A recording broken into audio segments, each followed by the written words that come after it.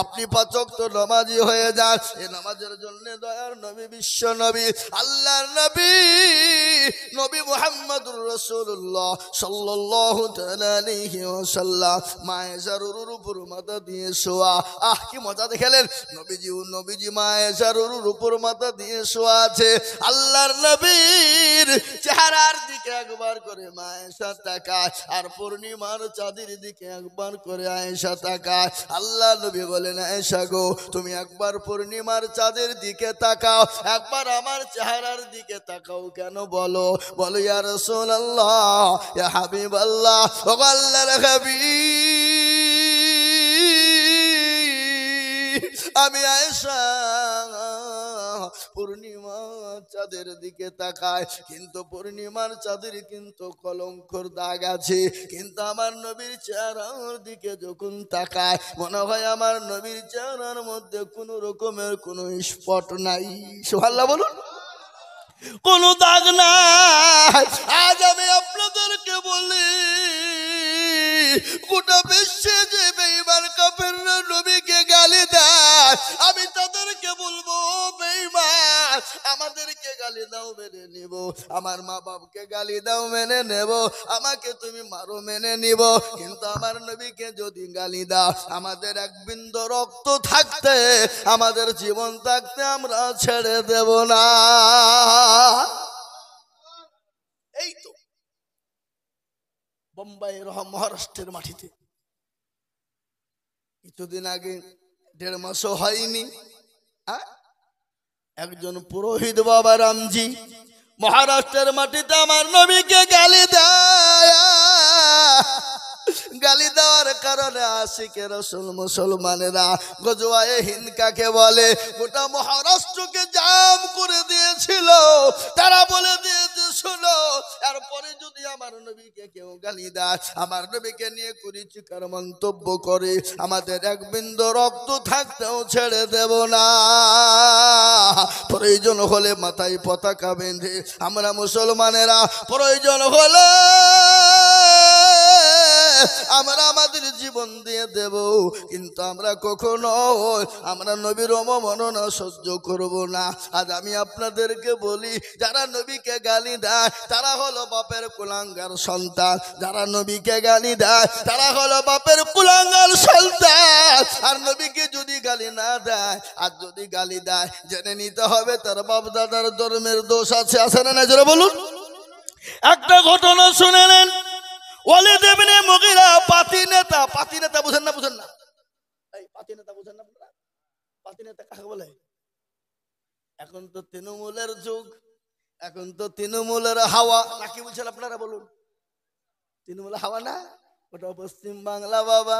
স্বামী বিবিকে বলছে, শোনো, ভোটটা খবরদার তৃণমূলকে দিবা না। স্বামী বিবি মিনসেরা বা কাজ দেখো, 10 টাকা চাইলে পাওয়া যায় না, আর মমতা 1000 টাকা করে মাসে দিচ্ছে, তোমার কথা শুনব?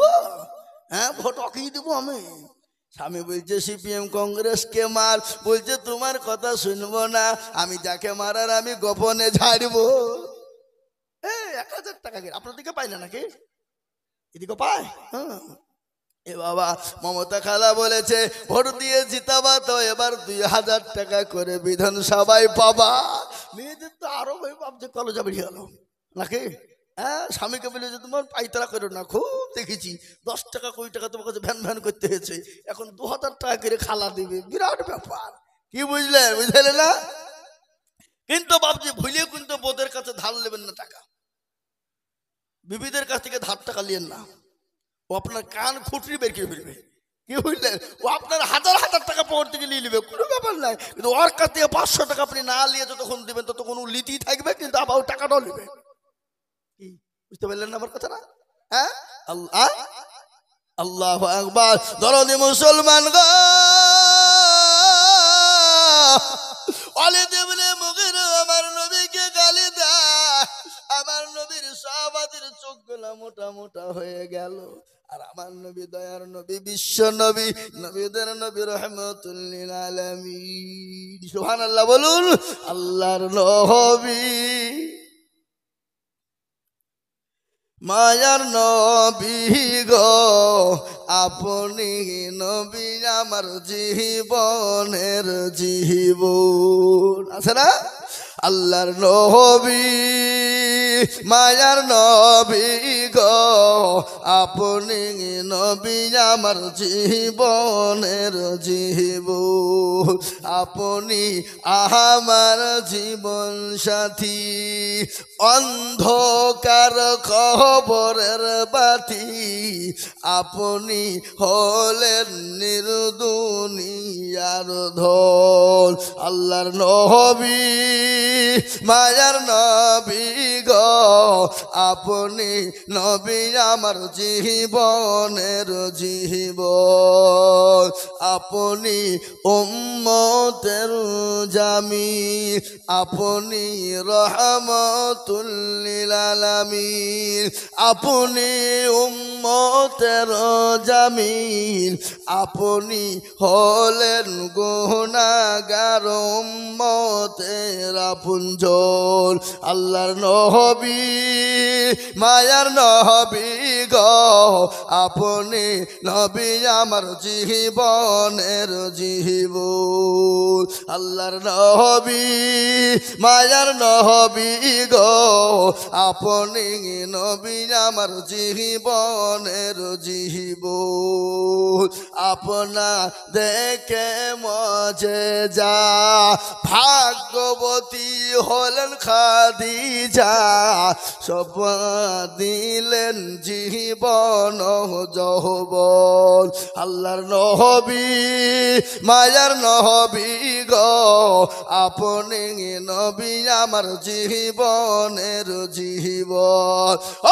মুসলমান দরদী যিনি আমার নবী বিশ্ব নবী তিনি 63 বছরের জিন্দেগি জীবনে কোনোদিন কাউকে গালি দেয় না কোনোদিন কাউকে ধমক দেয় না জীবনে কোনোদিন কাউকে মিথ্যা বলে না জীবনে কোনোদিন কারোর সঙ্গে খারাপ ব্যবহার করেনি 63 বছরের জিন্দেগিতে জীবনে কোনোদিন কারোর সঙ্গে অন্যায় কথা বলেনি সেই নবীকে যদি কেউ গালি দেয় মুসলমান ছেড়ে দেবে না দেবে জোরে বলুন দেবে সেই মুসলমান কোনোদিন ছেড়ে দেবে না ওয়ালিদ ইবনে মুগীরা নবীকে গালি দিল সাহাবাদের চোখ গলা মোটা হয়ে গেল আল্লাহর নবীর সাহাবারা বলেন নবী গো একটাবার হুকুম দাও আমরা কি করে ধ্বংস করে দেব তাকে টুকরো টুকরো করে ফেলবো আচ্ছা বলুন তো নবীকে সবথেকে বেশি ভালোবাসতেন কারা কথা বলেন আমরা নাকি কিন্তু একটা কথা আমি আপনাদেরকে বলি সারা পৃথিবীর ওলিয়া উলিয়া গোয়াস কুতুব আলেম উলামা মুহাদ্দিস শাইখুল হাদিস সমস্ত গুলাকে এক জায়গায় যদি করা হয় একজন সাহাবার জুতোর সমতুল্য হবে না হবে কথা বলেন সমস্ত সাহাবাকে যদি একদিকে করা হয় আমার নবীর একটা চুলের সমতুল্য হবে জোরে বলুন না কেন হতে পারে না আল্লাহ নবী বলেন ও সাহাবারা তাকে গালি দিও না তাকে মারতে যেও না বলে কেন ইয়া রাসূলুল্লাহ তোমরা খোঁজ নিয়ে দেখো ওয়ালিদ ইবনে মুগীরার জন্মের কোনো দোষ আছে দেখো খোঁজ নিয়ে দেখো আচ্ছা বলুন তো নবীর কথা সত্য না মিথ্যা আরো জোরে বলুন নবীর কথা সত্য না মিথ্যা নবী বলে খবর না ওয়ালিদ ইবনে মুগীরার তার জন্মের দোষ আছে খবর নিয়ে দেখো জন্মের কোনো গন্ডগোল আছে আমি আপনাদেরকে বলবো আর আগে বক্তব্য শোনানোর আগে আজকে আমি আপনাদেরকে বলি রে বাবা আজকে কবরস্থানের উন্নতি কল্পে জালসা কবর বড় কঠিন জায়গা আউয়ালু মানাজিলা মানজিলুল কবর আল্লাহ নবী বলে গেলেন মানুষের সর্বপ্রথম হলো কবর আর ওই কবর বড় কঠিন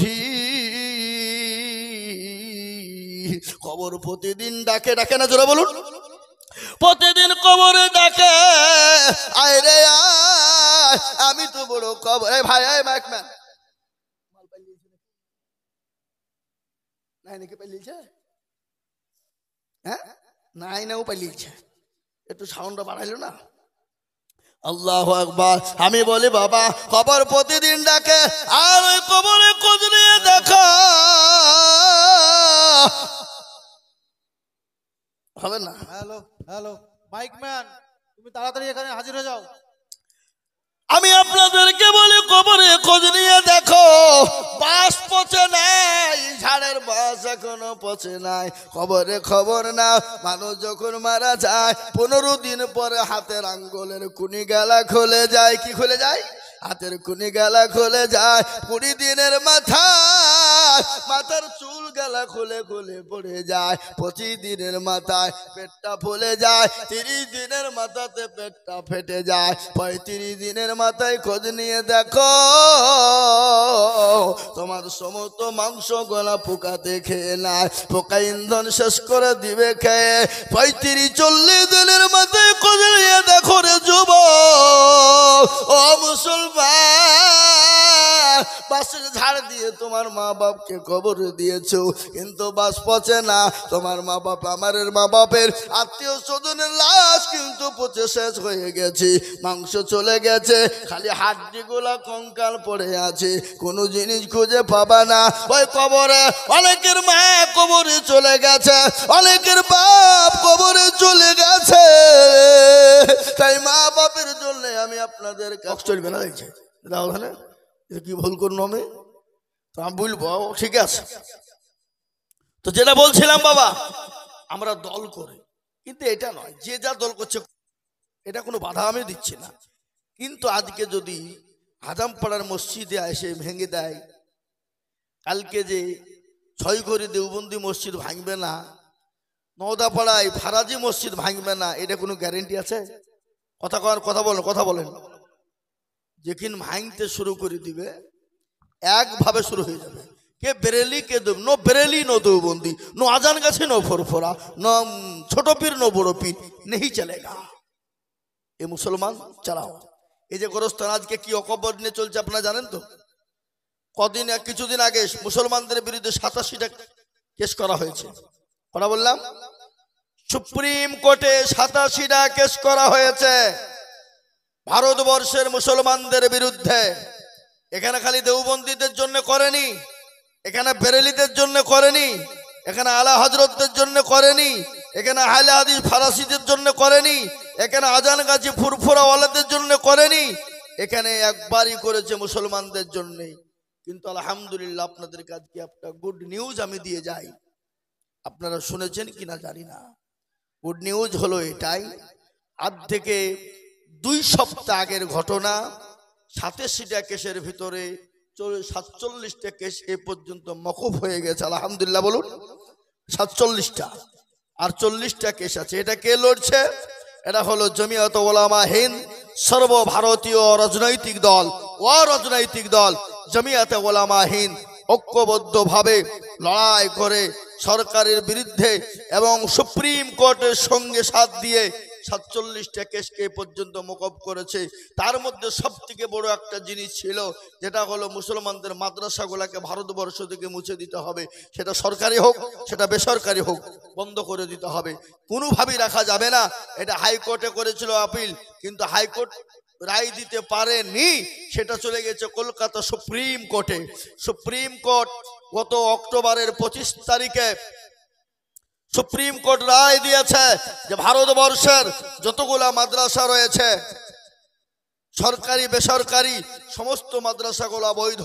সুতরাং পৃথিবীর কোনো সুপ্রিম কোর্ট কেন, পৃথিবীর কোনো আদালত বাধা দিয়ে বন্ধ করে দেওয়ার মতন ক্ষমতা কারো নেই, সেটা সুপ্রিম কোর্ট বলেছে। বলুন আলহামদুলিল্লাহ বলুন।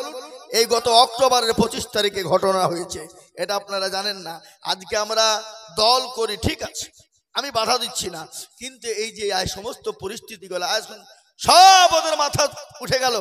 এবার আর একটা জিনিস ওরা উঠে পড়ে লেগেছে, সেটা হলো ওয়াকফ বোর্ড, ওয়াকফ সম্পত্তি, যেটা আমাদের পূর্বপুরুষ যারা আমাদেরকে লালকেল্লা থেকে নিয়ে, তারামণ্ডপ থেকে নিয়ে, মসজিদ বন্দর থেকে নিয়ে, আপনার কি বলে কুতুব মিনার থেকে নিয়ে, তাজমহল থেকে নিয়ে, ভিক্টোরিয়া থেকে নিয়ে, ইডেন গার্ডের মাঠ থেকে নিয়ে, তারামণ্ডপ কি বলে নকল পৃথিবী থেকে নিয়ে, সাইন সিটি থেকে নিয়ে, সেগুলো সব মুসলমানদের ওয়াকফ সম্পত্তি। বুঝতে পারলেন? আপনারা বুঝতে পেরেছেন?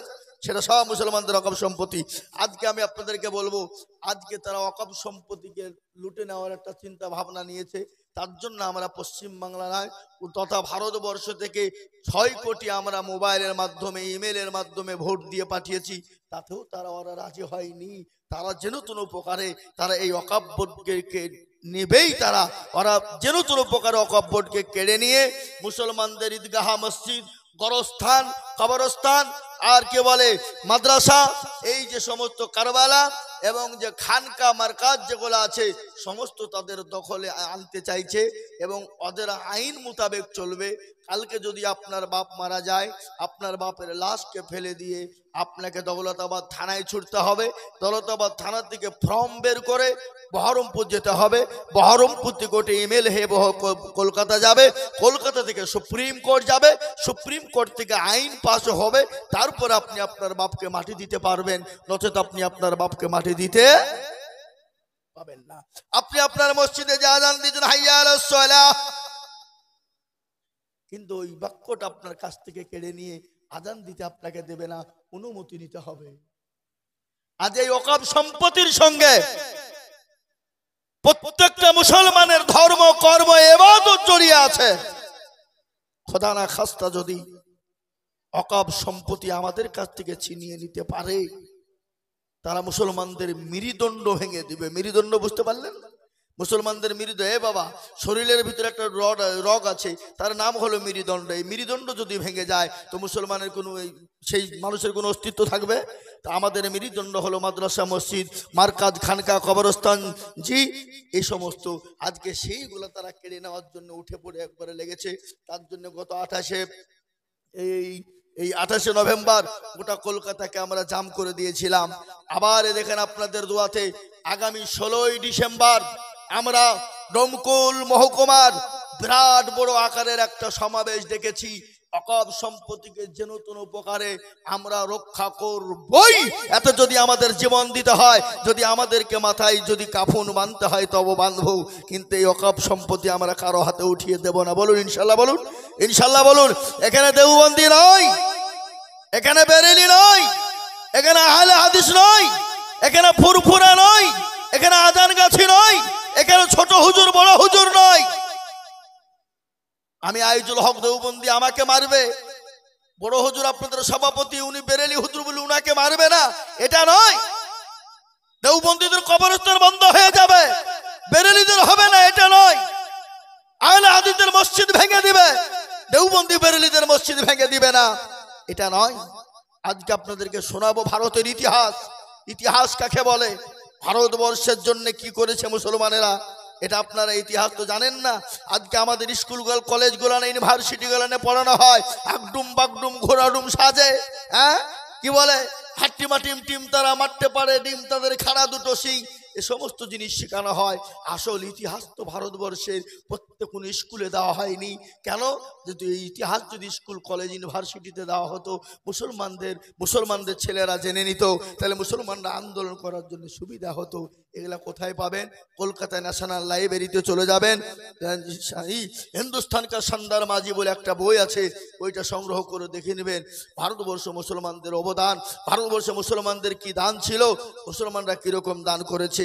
আজকে আমরা পাড়াতে, গ্রামে, বাড়িতে, গ্রামে গ্রামে, পাড়াতে বাড়িতে বাড়িতে করে শালা ক্যাম্প করলো না, ও মৌলবীর বায়ান চলবে না, ওগুলোও ক্যাম্প করলো, উঠিয়ে দেয়, এ সমস্ত আমরা গন্ডগোল পাড়াপাড়ি করছি। এগুলা কোনো জিনিস নয়, এটা ফ্যাক্ট নয়।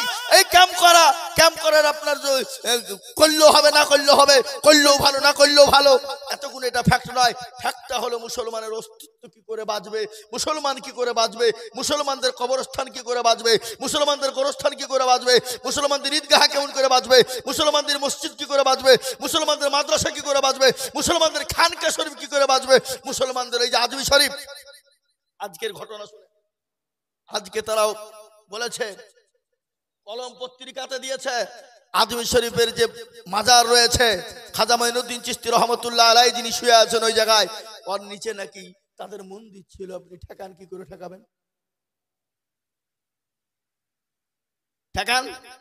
ইংল্যান্ডে বলে, ইংল্যান্ডে মাটির খনন করলে সোনা পাওয়া যাচ্ছে, তেল পাওয়া যাচ্ছে, সৌদি আরবে তেল পাওয়া যাচ্ছে, সোনা পাওয়া যাচ্ছে, আর ভারতবর্ষে মসজিদের তলে মাটি খুললে নাকি মন্দির পাওয়া যাচ্ছে। কে বলছে লিঙ্গ পাওয়া যাচ্ছে? কি ঠেকাবেন আপনি? ঠেকান। মসজিদে সম্ভল গত রবিবারের দিন মসজিদে নামাজ চলা অবস্থায় সেই উত্তরপ্রদেশের কোলাঙ্গার মুসলমানদেরকে নামাজ অবস্থায় গুলি করে চালিয়েছে পুলিশ।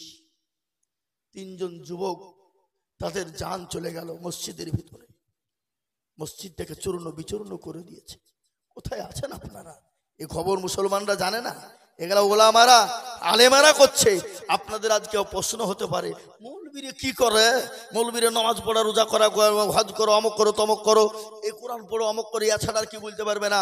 কিন্তু আজকে আপনাদেরকে ইতিহাস শোনাবো, মৌলবীরে কি করেছে আর মৌলবীরা কি করেনি, সেটাই আপনাদেরকে ইতিহাসকে শোনাবো।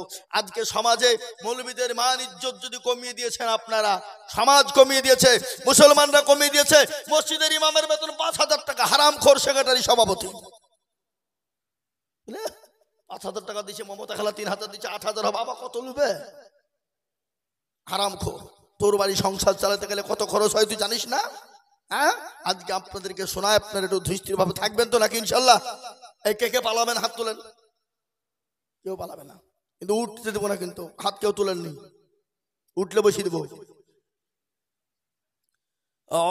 একটা জালসা করে এলাম, 3.5 ঘন্টা বলেছি। বহরমপুর শাহজাদপুর মাদ্রাসা 15 লক্ষ টাকা কালেকশন হয়েছে। এখান থেকে জালসা করে হরিহারপাড়া যাব, রামকৃষ্ণপুর, রাত্রি 2টো থেকে 4টে প্রোগ্রাম আছে আমার। আমি কিছু করতে পারছি না, কি করে? লোকে ছাড়ছে না তো কি করবো? দিতেই হবে। আমার ডবল আছে না, তা হোক, আপনি লাস্টে আসবেন, কি করবেন? প্রতিদিন 2টো করি, প্রতিদিন 2টো। আজকে 3টে হয়েছে। কিন্তু না, তাই বলে যে টাইম কোনো জায়গায় দেবো না এটা নয়। ওখানে 3.5 ঘন্টা বলেছি, আপনারা যতক্ষণ শুনবেন ততক্ষণ চলবে। তারপর ওখানে যে লাস্টে দোয়া করবো, কি আছে নাকি? হবে তো বাবুজি শোনা আমার। আর 3টে মনীষের কাজ করতে গেলে তো বাবুজি একটু ফাঁকে পড়তেই হবে। 3 মনীষের কাজ করলে ফাঁকে পড়বে না? কি কথা বলছেন না কেন? হ্যাঁ, কোন ভুল, প্রথম যেটা হয় ভালো চাষ হয়, ভালো লাইনে হয়, দ্বিতীয়টা একটু বাবুজি ছুটে যায় হালকা হালকা, কিন্তু তৃতীয় বেলাতে সবই ছুটে যায় প্রায়, নাকি? ছুটবে না। বসেন, আপনাদের ইনশাআল্লাহ শোনাবার বক্তব্য। আউযু বিল্লাহি মিনাশ শাইতানির রাজীম। বিসমিল্লাহির রহমানির রহিম। আলহামদুলিল্লাহি রাব্বিল আলামিন, রহমানির রহিম, মালিকি ইয়াউমিদ্দিন। ইয়্যাকা না'বুদু ওয়া ইয়্যাকা নাস্তাঈন। اهدنا الصراط المستقيم، صراط الذين أنعمت عليهم غير المغضوب عليهم ولا الضالين.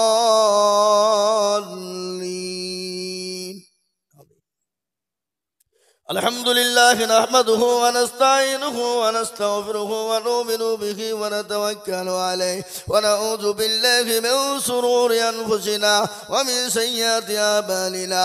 من يهده الله فلا مضل له ومن يضلل فلا هادي له. ونشهد أن لا إله إلا الله وحده لا شريك له. ونشهد أن سيدنا وسندنا وحبيبنا وطبيبنا طبيبنا محمدا عبده ورسوله، الذي أرسله بالحق بصيرا ونذيرا وداعيا إلى الله بإذنه وسراجا منيرا. إن الله وملائكته يصلون على النبي يا أيها الذين آمنوا صلوا عليه وسلموا تسليما. درود اللهم صل على. জোরে পড়েন, জোরে পড়তে হবে।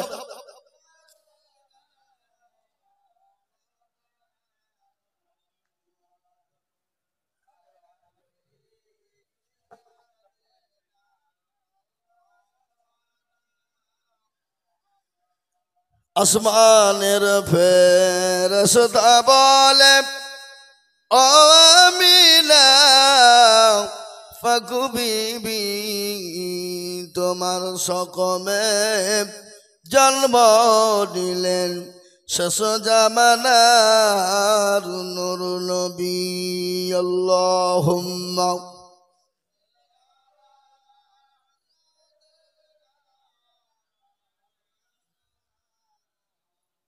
وعلى آل سيدنا ঈশা মুসা দাওয়াত নবী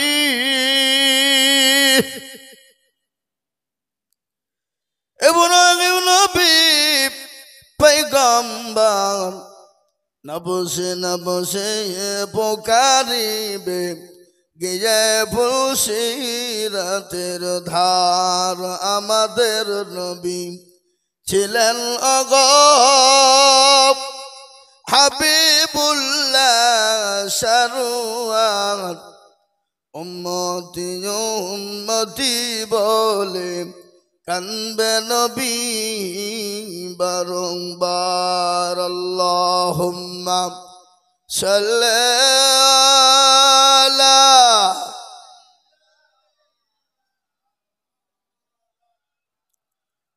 وعلى آل سيدنا مولانا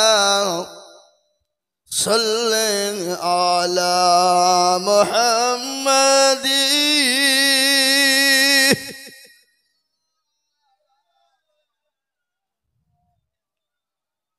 أرضاً ذبح سنك له أرضاً ذبح سنك له شفيعنا الحمد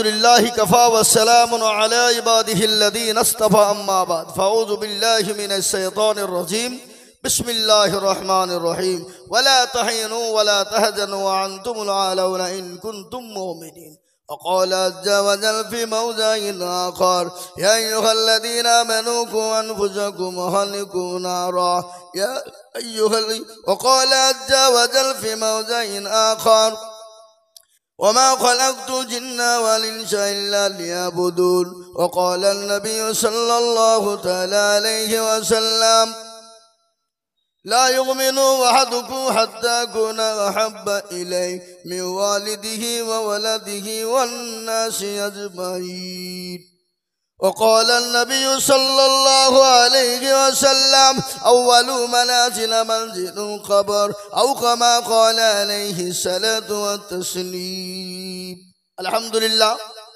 আজকের এই সভার সুনামধন্য মাননীয় সম্মানীয় যোগ্যতম সভাপতি সাহেব মুআজ্জাজ উলামায়ে কেরাম সদ্দীয় বাবা জীবন আমার ভাই মায়েরা খালারা বোনেরা রইল আন্তরিক সালাম ও শুভেচ্ছা আল্লাহ রাব্বুল ইজ্জাতের লাখ শুকরিয়া যে আল্লাহ আপনাকে আমাকে বড় ভালোবেসে বড় রহম ও করম করে হাদিস এবং কোরআনের মাহফিলে মজমাতে বসার তৌফিক এনায়েত করেছেন সেই আল্লাহর শানে অন্তরের অন্তরল থেকে এক বাক্যে উচ্চ কণ্ঠে মহব্বতের সহিত সবাই মিলে বলি আলহামদুলিল্লাহ।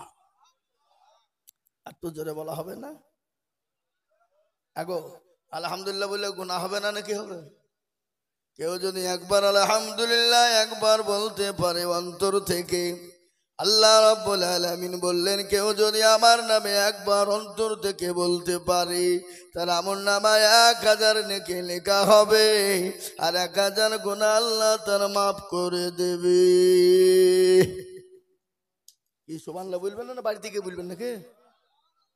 না আপনাদের কারো গুনাহ নাই নাকি? এ বাবা এটা 6 ঘরে হাজাম পড়াতো নাকি? এই হাজাম পড়াতে আজকে জালসা হয়েছে এর মানে আল্লাহ জানে না? না আল্লাহ নখদর্পণ আছে?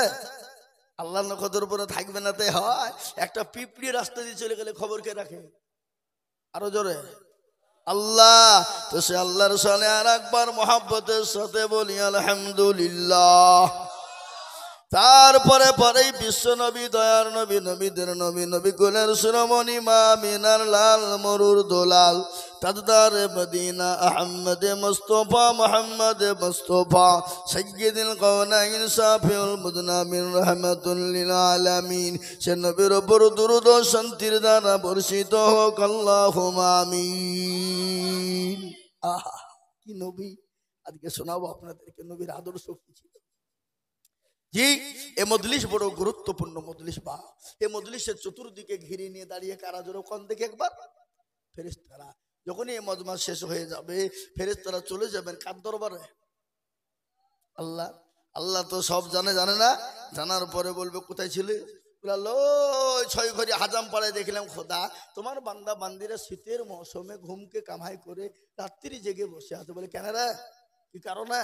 আল্লাহ তো সব জানে, জানে না? জানার পরেও তারপরে বলছে কেন বল? আল্লাহ জাহান্নামের ভয়ে আর জান্নাতের আশাতে। আল্লাহ ফেরেশতারা বলবে আল্লাহ জাহান্নামের ভয়ে আর জান্নাতের আশাতে।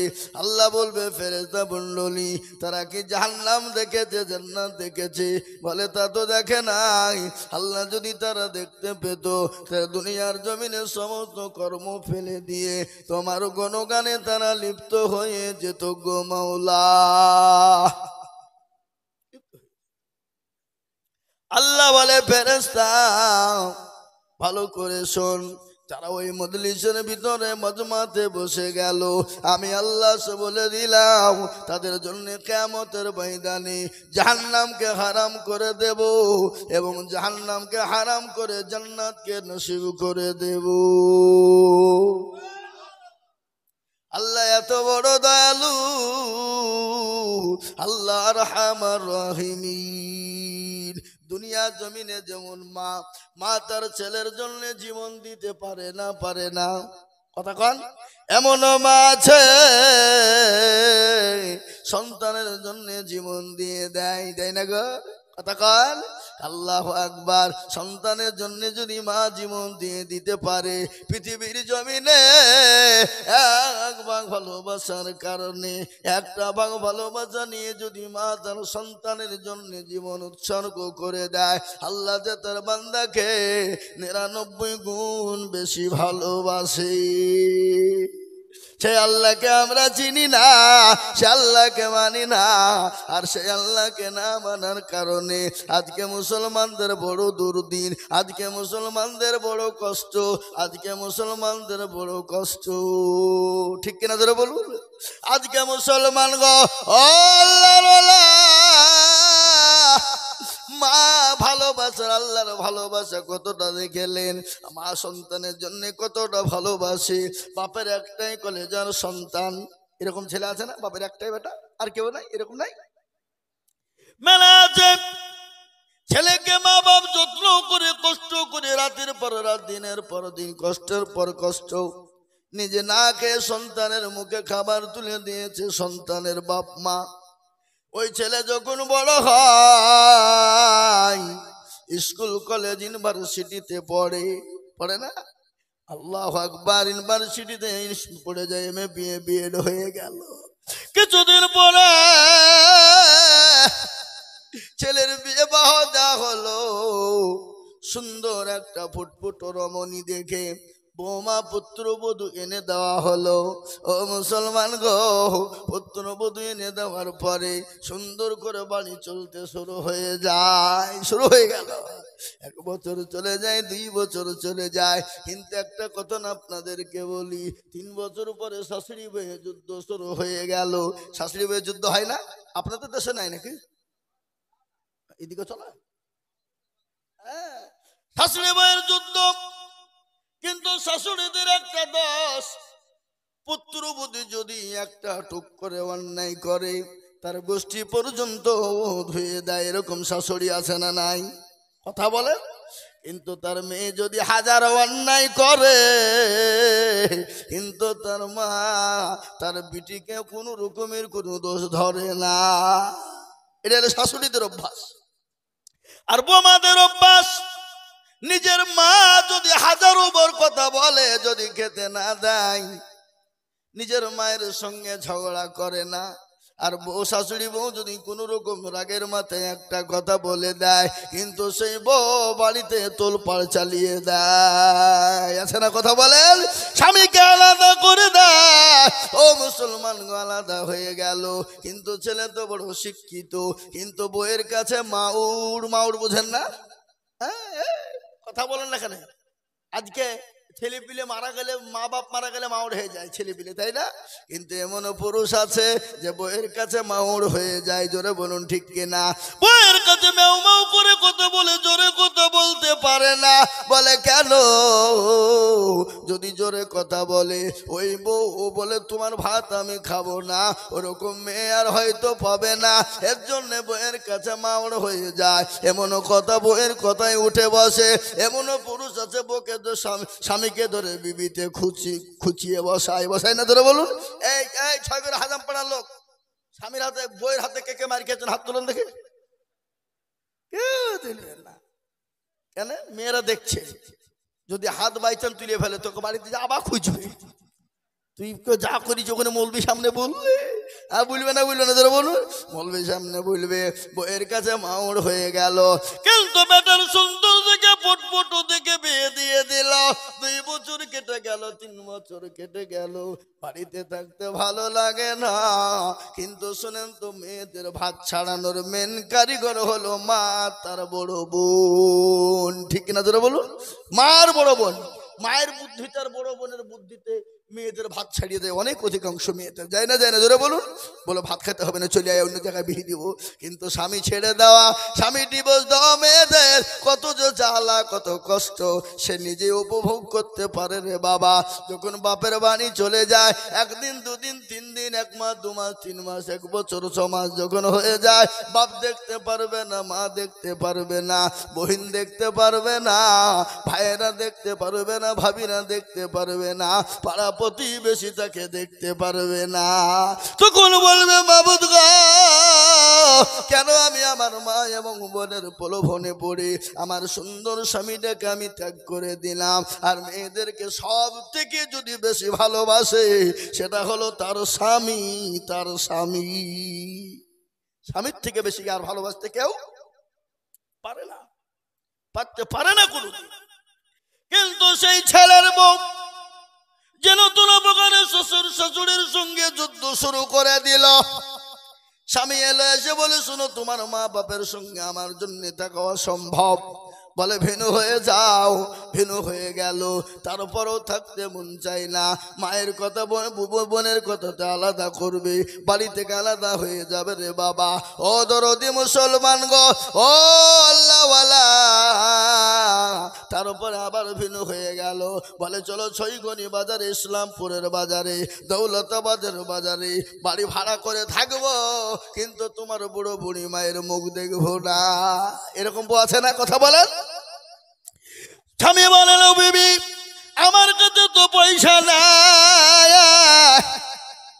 আমি কোথায় পয়সা পাবো? ঘর ভাড়া করার মতো টাকা নাই, চাকরি হলো না, চাকরি তো পাবো না। বলে কোনো ব্যাপার নাই, তুমি আমার বাপের বাড়িতে ঘর জামাই থাকবা, আমার বাপের বাড়ি থেকে খাওয়া দাওয়া করবা, কিছু ইনকামের ব্যবস্থা করবা, কিছু পয়সা হয়ে গেলে দৌলতাবাদের বাজারে একটা জমি কিনবো, ফ্ল্যাট করে ভাড়া দিব, আর নিজেরা থাকতে শুরু করব। এরকম ঘটনা মুসলমান চলে গেল শ্বশুর বাড়িতে। শ্বশুর বাড়িতে গিয়ে ঘর জামাই হতে শুরু হয়ে গেল। ঘর জামাই থাকতে থাকতে শ্বশুর দেখতে পারে না, শাশুড়ি দেখতে পারে না। ছেলেকে কোনো রকম ভাবে কুয়াতে পাঠিয়ে দেওয়া হলো, এদিক ওদিক থেকে পয়সা ম্যানেজ করে পাঠিয়ে দেওয়া হলো। কুয়েত থেকে ইনকাম করে 3 বছর 4 বছর কেটে গেল। যত টাকা হয়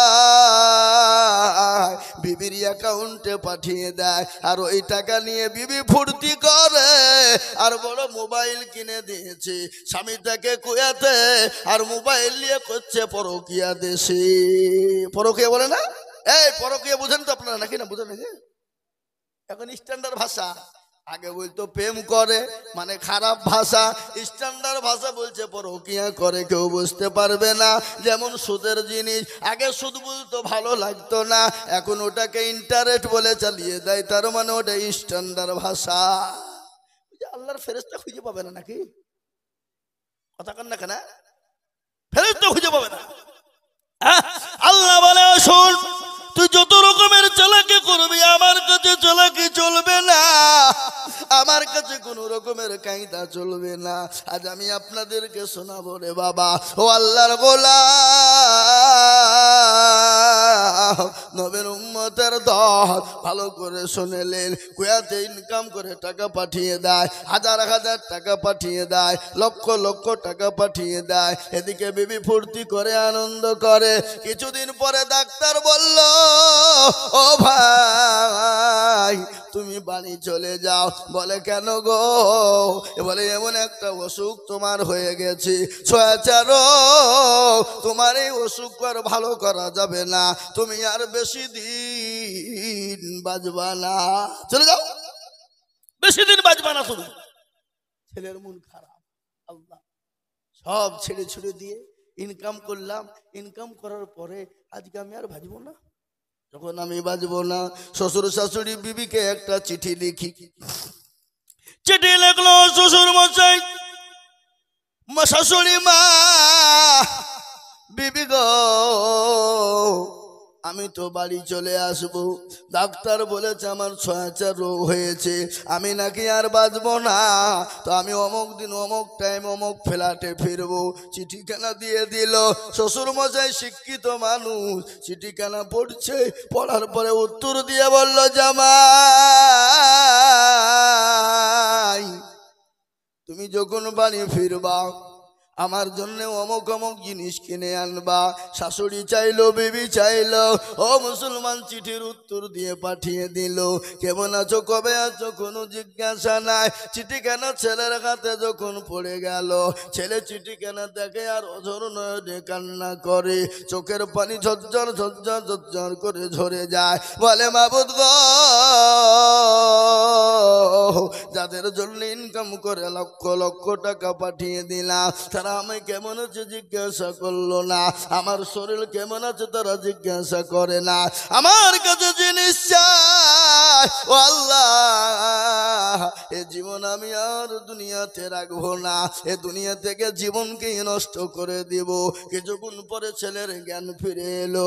বলে না না না না না, জীবন নষ্ট করলে হবে না। আমার জন্ম দুঃখিনী মা, আমার অর্ধাঙ্গিনী মা, আমার গর্ভধারিণী মা, আমাকে যে মা রাত্রি 9 মাস 9 দিন গর্ভে রেখেছিল, রাতকে রাত মনে করেনি, শীতকে শীত মনে করেনি, যে মা এত প্রসব করেছি, পায়খানা করে দিয়েছি, খেতে বসেছে পায়খানা প্রসব করে দিয়েছি, তারপরও মা ঘৃণা মনে করেনি, মা আমাকে দূর দূর করে ফেলে দেয়নি। ওই মায়ের কাছে একখানা চিঠি লিখি, আমার বাপকে একখানা চিঠি রাখি। আমি তো মা বাপের সঙ্গে অনেক দিন সাক্ষাৎ নাই, অনেক দিন কোনো দেখা সাক্ষাৎ করি না, তারা বেঁচে আছে না মরে গেছে খবর নাই, 7-8 বছর হয়ে গেল। চিঠিখানা লিখে দিয়ে বলল, আব্বা ও আমার আম্মা যান, আমি বড় অসুস্থ, আমি অমুক দিন বাড়ি আছি, কুয়াতের মাটিতে আছি, আমাকে ডাক্তার বলেছে ছয়াচার, তোমরা আমার জন্য দোয়া করো। চিঠিখানা চলে এলো। মা পড়া জানে না, বাপ জানে না, গ্রামের মোড়লের কাছে চলে গেল। বলে ওগো মোড়ল সাহেব, আমি তো পড়াশোনা জানি না, আমার মা আমার কলেজের সন্তান আমাদের সঙ্গে যোগাযোগ করে না, আজ 8 বছর পরে চিঠি লিখে পাঠিয়েছে, দেখো গো দেখো আমার কলেজার সন্তানের কিছু হয়ে গেল নাকি। চিঠিখানা মোড়ল পড়ে আর মায়ের চোখ দিয়ে ঝরঝর করে পানি ঝরে যায়, বাপের ভাগ চোখ দিয়ে পানি ঝরে যায়। মা সেজদায় পড়ে গেল। বলে কলেজার সন্তান, ও বেটা রে, আজ 8 বছর হয়ে গেল, কোনো যোগাযোগ নাই, ও বেটা আজকে তোর অসুখ হয়ে গেছে, আল্লাহর কাছে দোয়া করি, আমি যে তোর মা আজ থেকে রোজা রেখে দিলাম, ও বেটা যতক্ষণ পর্যন্ত তুই বাড়ি না আসবি আমি আর রোজাকে ভাঙবো না। ও কলেজের সন্তান, আমি যে তোর বাপ, ও বেটা রে, তুই যতক্ষণ পর্যন্ত বাড়ি না আসবি আমার গরু ছাগল ভেড়া মুরগি উড় যা আছে আমি সমস্ত জিনিসকে আল্লাহর রাস্তায় সদকা করে দিলাম। আর নবী আমার বলে গেছেন আর সাদাকু তারাতুল বালা, সদকা করলে বালা দূর হয়ে যায়, মুসিবত দূর হয়ে যায়। সন্তানের জন্য চিঠিতে উত্তর দিয়ে বলে বেটা রে, ও কলিজার সন্তান,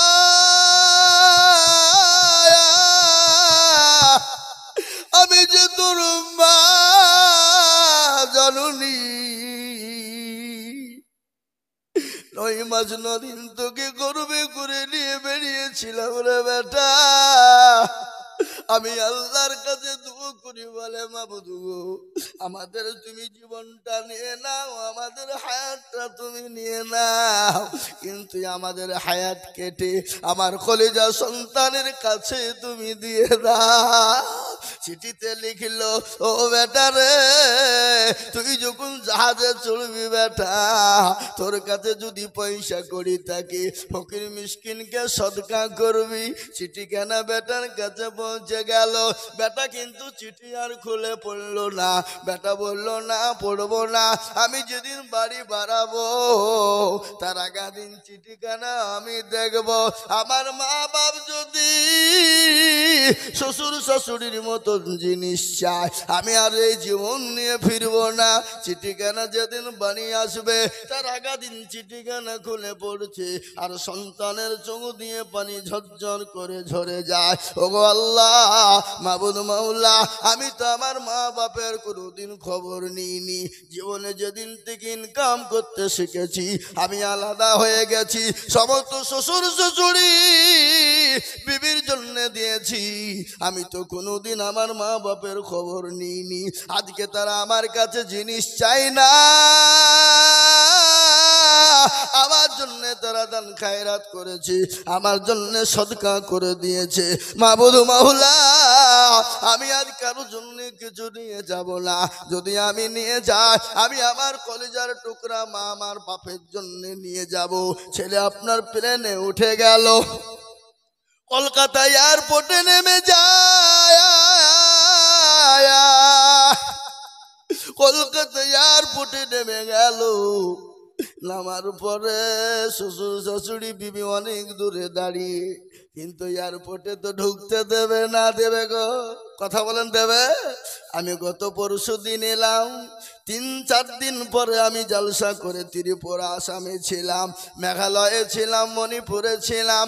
4 দিন ছিলাম ত্রিপুরা, মেঘালয়, মণিপুর, আসাম মিলে 4 দিন জলসা করে গত পরশু দিন এসেছি বাবা আমি। এর প্লেনে যদি একটু আপনার ভোটার কার্ড আইডি কার্ড যদি না থাকে আপনাকে প্রবেশ করতে দেবে না। টিকিট না থাকলে তো নট এলাও, কোনো এলাও হবে না। হবে? কথা বলেন, হবে না, কোনো এলাও নাই, নট এলাও। আপনার টিকিট আছে তো আপনি আছেন, আর টিকিট নাই তো আপনার সঙ্গে কারোর কোনো সম্পর্ক নাই। আর এয়ারপোর্টটা এমন একটা জায়গা, প্রধানমন্ত্রী, মুখ্যমন্ত্রী, স্বরাষ্ট্রমন্ত্রী, রাষ্ট্রপতি হলেও তাকে পরীক্ষা করা হবে, তাকে চেক আপ করা হবে, তার আপনার মেশিন লাগানো হবে। বুঝতে পারলেন আমার কথাটা? কথা বুঝতে পারলেন না? পারলেন না? কারোর জন্য এয়ারপোর্টে ছাড় নাই, নট অ্যালাউ। সে যেই হোক, আপনি আমি সে তিনি, যেই হোক না কেন, আমিও বা মুসলমান, আমি তো বছরে মোটামুটি 30 থেকে 35 বার প্লেনে আপ ডাউন করতে হয় বছরে জলসার জন্য। আবার আজকে একটা টিকিট কাটলাম বাংলাদেশ, ঢাকা, 28শে ডিসেম্বর। কোথায় যাব? বাংলাদেশ, ঢাকা। হাফিজুর রহমান সিদ্দিকী যে ইন্টারন্যাশনাল বক্তা বাংলাদেশের, তার মাদ্রাসায় জালসা, আজকেই দাওয়াত করেছে আমাকে। সেদিন আমার নদিয়া বেথুয়ায় জালসা ছিল, আমি ওদেরকে বলে দিয়েছি ভাই অন্য বক্তা কাউকে নিয়ে নেন, আমি যেতে পারছি না, আমাকে যেতে হবে অন্য জায়গায়। আজকে প্রোগ্রামটা নিয়েছি বাংলাদেশ, ঢাকা, হযরত মাওলানা হাফিজুর রহমান সিদ্দিকী কুয়াকাটা। বুঝতে পারলেন না? মুসলমান, 28শে ডিসেম্বর। আমার বাবা জীবনের তাই সন্তান চলে এলো, এয়ারপোর্ট থেকে বেরিয়ে গেল। শ্বশুর শাশুড়ি বিবি কাছে ভেড়ে নাও, শ্বশুর শাশুড়ি দূর থেকে বলে জামাই গো কিছু এনেছো? বিবি বলে স্বামী কিছু এনেছো? বলে আনতে পারি নাই, শরীর সুস্থ হয়ে গেলে কলকাতা থেকে নিয়ে দেব। সঙ্গে সঙ্গে শ্বশুর শাশুড়ি বলে ও ছোট লোক জামাই, আমি জানি তুমি আনতে পারবা না। বিবি বলছে তোমার সঙ্গে আর কোনো সম্পর্ক থাকবে না, এখন এয়ারপোর্টের মাটিতে তুমি আমাকে ডিভোর্স দিয়ে দাও। মানে কেন কেন কেন? সমস্ত টাকা গেলা কি হলো? বলে এতদিন তুমি ছিলে না, তুমি আমার বাপের টাকায় গিয়েছিলে, সমস্ত টাকা ফটলাভ হয়ে গেছে, আমার কাছে দেওয়ার মতো কোনো জিনিস নাই। কিন্তু জনম দুঃখিনী গর্ভধারিণী মা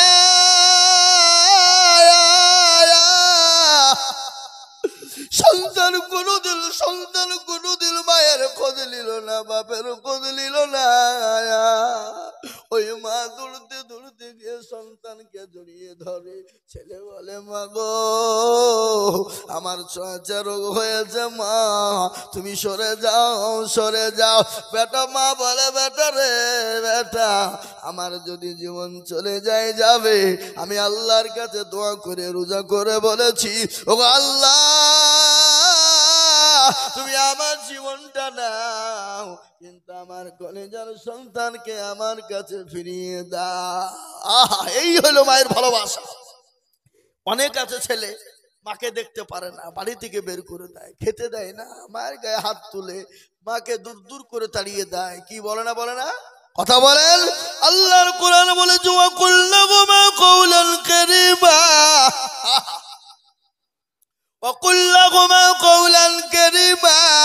তোমার মাকে তুমি তোমার তো দূরের কথা, তোমার মাকে তুমি জোরে কথাও বলতে পারবা না, তোমার মাকে চোখ রাঙিয়েও কথা বলবা না।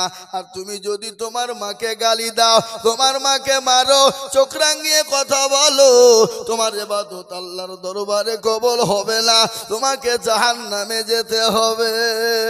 হবে না জোরে বলুন, এরকম আছে না? আল্লাহর কোরআন বলে আজকে অনেক ছেলেকে মেরে, আপনার অনেক ছেলে মাকে মারে, কিন্তু আমি আপনাদেরকে বলি তুমি আমি যখন ছোট ছিলাম কত অত্যাচার করেছি, কত জুলুম করেছি, কত কষ্ট দিয়েছি। তোমার মা যদি সেদিন তোমাকে গলা টিপে মেরে দিত, তোমার কিছু করার ছিল না। আজকে তোমার মা বৃদ্ধা হয়ে গেলে, তোমার মাকে তুমি দেখতে পারো না, তোমার মা নোংরা করে ফেলবে বলে বাড়ি থেকে বের করে দাও, কিন্তু আল্লাহর কাছে তোমাকে জবাবদিহি করতে হবে। মায়ের দোয়ায় সন্তান জান্নাতি হয়ে যায়, হয় না? জোরে বলুন, কথা বলুন। ও আল্লাহর গোলাম, নবীর উম্মতের দল, আল্লাহর নবী মুসা আলাইহিস সালাম আল্লাহর কাছে দোয়া করে, ও আল্লাহ তুমি আমাকে জান্নাতে দিও। আল্লাহ বলে মুসা রে তুই তো জান্নাতে যাবি এবং তোর সঙ্গে জান্নাতের একজন সঙ্গী হবে, সে হলো অমুক দেশের কসাই। কে? অমুক দেশের কসাই। মুসা আলাইহিস সালাম বলছে আল্লাহ তুমি আল্লাহ খুঁজে পেলিয়ে না, তুমি ওই কসাইয়ের সঙ্গে দিবা জান্নাত? আল্লাহ বলছে মুসা তুই একবার খোঁজ নে। খবর বসো বসো বসো, শোনা বসো, পালাও না। মুসলমান, মুসা আলাইহিস সালামের কসাই মুসা নবীর সঙ্গে জান্নাতে যাবে কি কারণে? সেটা হলো তোর মায়ের জন্য। মুসা নবী আলাইহিস সালাম সে বাড়িতে গেল, কোনো পরিচয় দিল না, মেহমানদারি করলেন। সে কসাই কিছু ভালো ভালো মাংস নিয়ে গেলেন, কসাইকে নিয়ে গিয়ে মুসা নবীকে আলাইহিস সালামকে খেতে দিলেন। মুসা নবী বলেন ও ভাই তুমি আমার সঙ্গে খাও। বলে আমি তো খাবো না। বলে কেন খাবে না? বলে আপনি খেয়ে নেন, আপনি মেহমান মানুষ, আমার দেরি আছে। বলে কি দেরি? বলে আমি তোমার আগে দেরি দেখবো।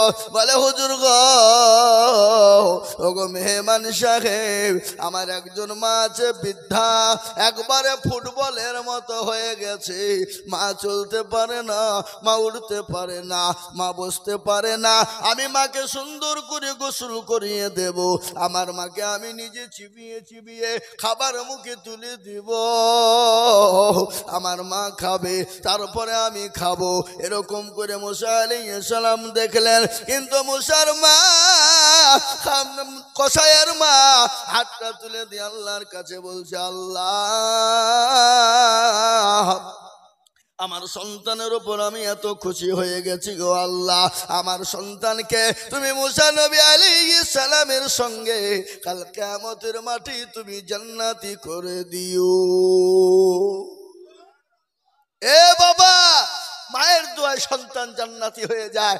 মায়ের দোয়াতে জীবনের সন্তান যদি একবার মা বদদোয়া করে দেয়, মাকে হাত তুলে দোয়া করতে হবে না, বা মায়ের হাত তোলা দরকার না।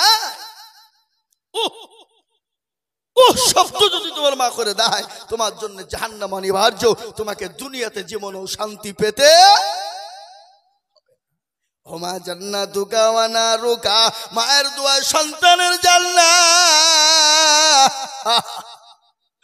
মায়ের দোয়া জান্নাত, সন্তানের জান্নাত, এবং মায়ের দোয়াতে সন্তানের জাহান্নাম। আজকে আপনাদেরকে বলি, মা তোর সন্তানকে এতটাই ভালোবাসে, নিজের জীবন কেন দিয়ে দিতে পারে। ও মুসলমান গো, পৃথিবীর জমিনে এক ভাগ ভালোবাসা নিয়ে যদি মা জীবন দিতে পারে, আমার আল্লাহ যে বান্দাকে 99 গুণ ভালোবাসে, আছে না, 99 গুণ ভালোবাসে। বলেন তো আল্লাহ তার মায়ের থেকে আল্লাহ আমাদেরকে এত ভালোবাসে, তারপরও আমরা আল্লাহকে চিনি না, আমরা নবীকে চিনি না।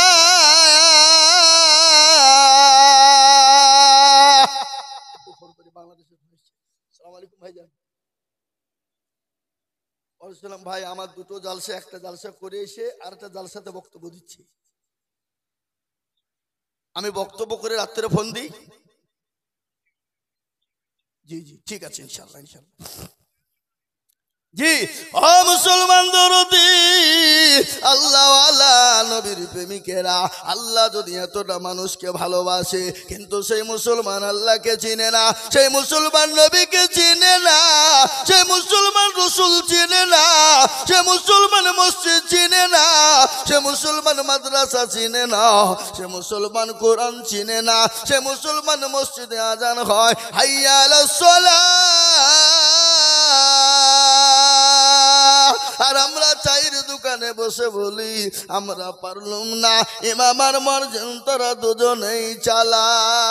ঠিক কিনা জোরে বলুন, এই কথা ঠিক না বেঠিক জোরে বলুন। আজকে আমাদের দেশের লোক নামাজ পড়ে, কথা কন না কেন, নামাজ পড়ে। আজকে হাজামপাড়া দিয়ে বলি যেতে এই গ্রামে জালসা এসছি, অন্য গ্রামের কথা বলতে গিয়ে মার খাবো নাকি, নাকি বলছেন?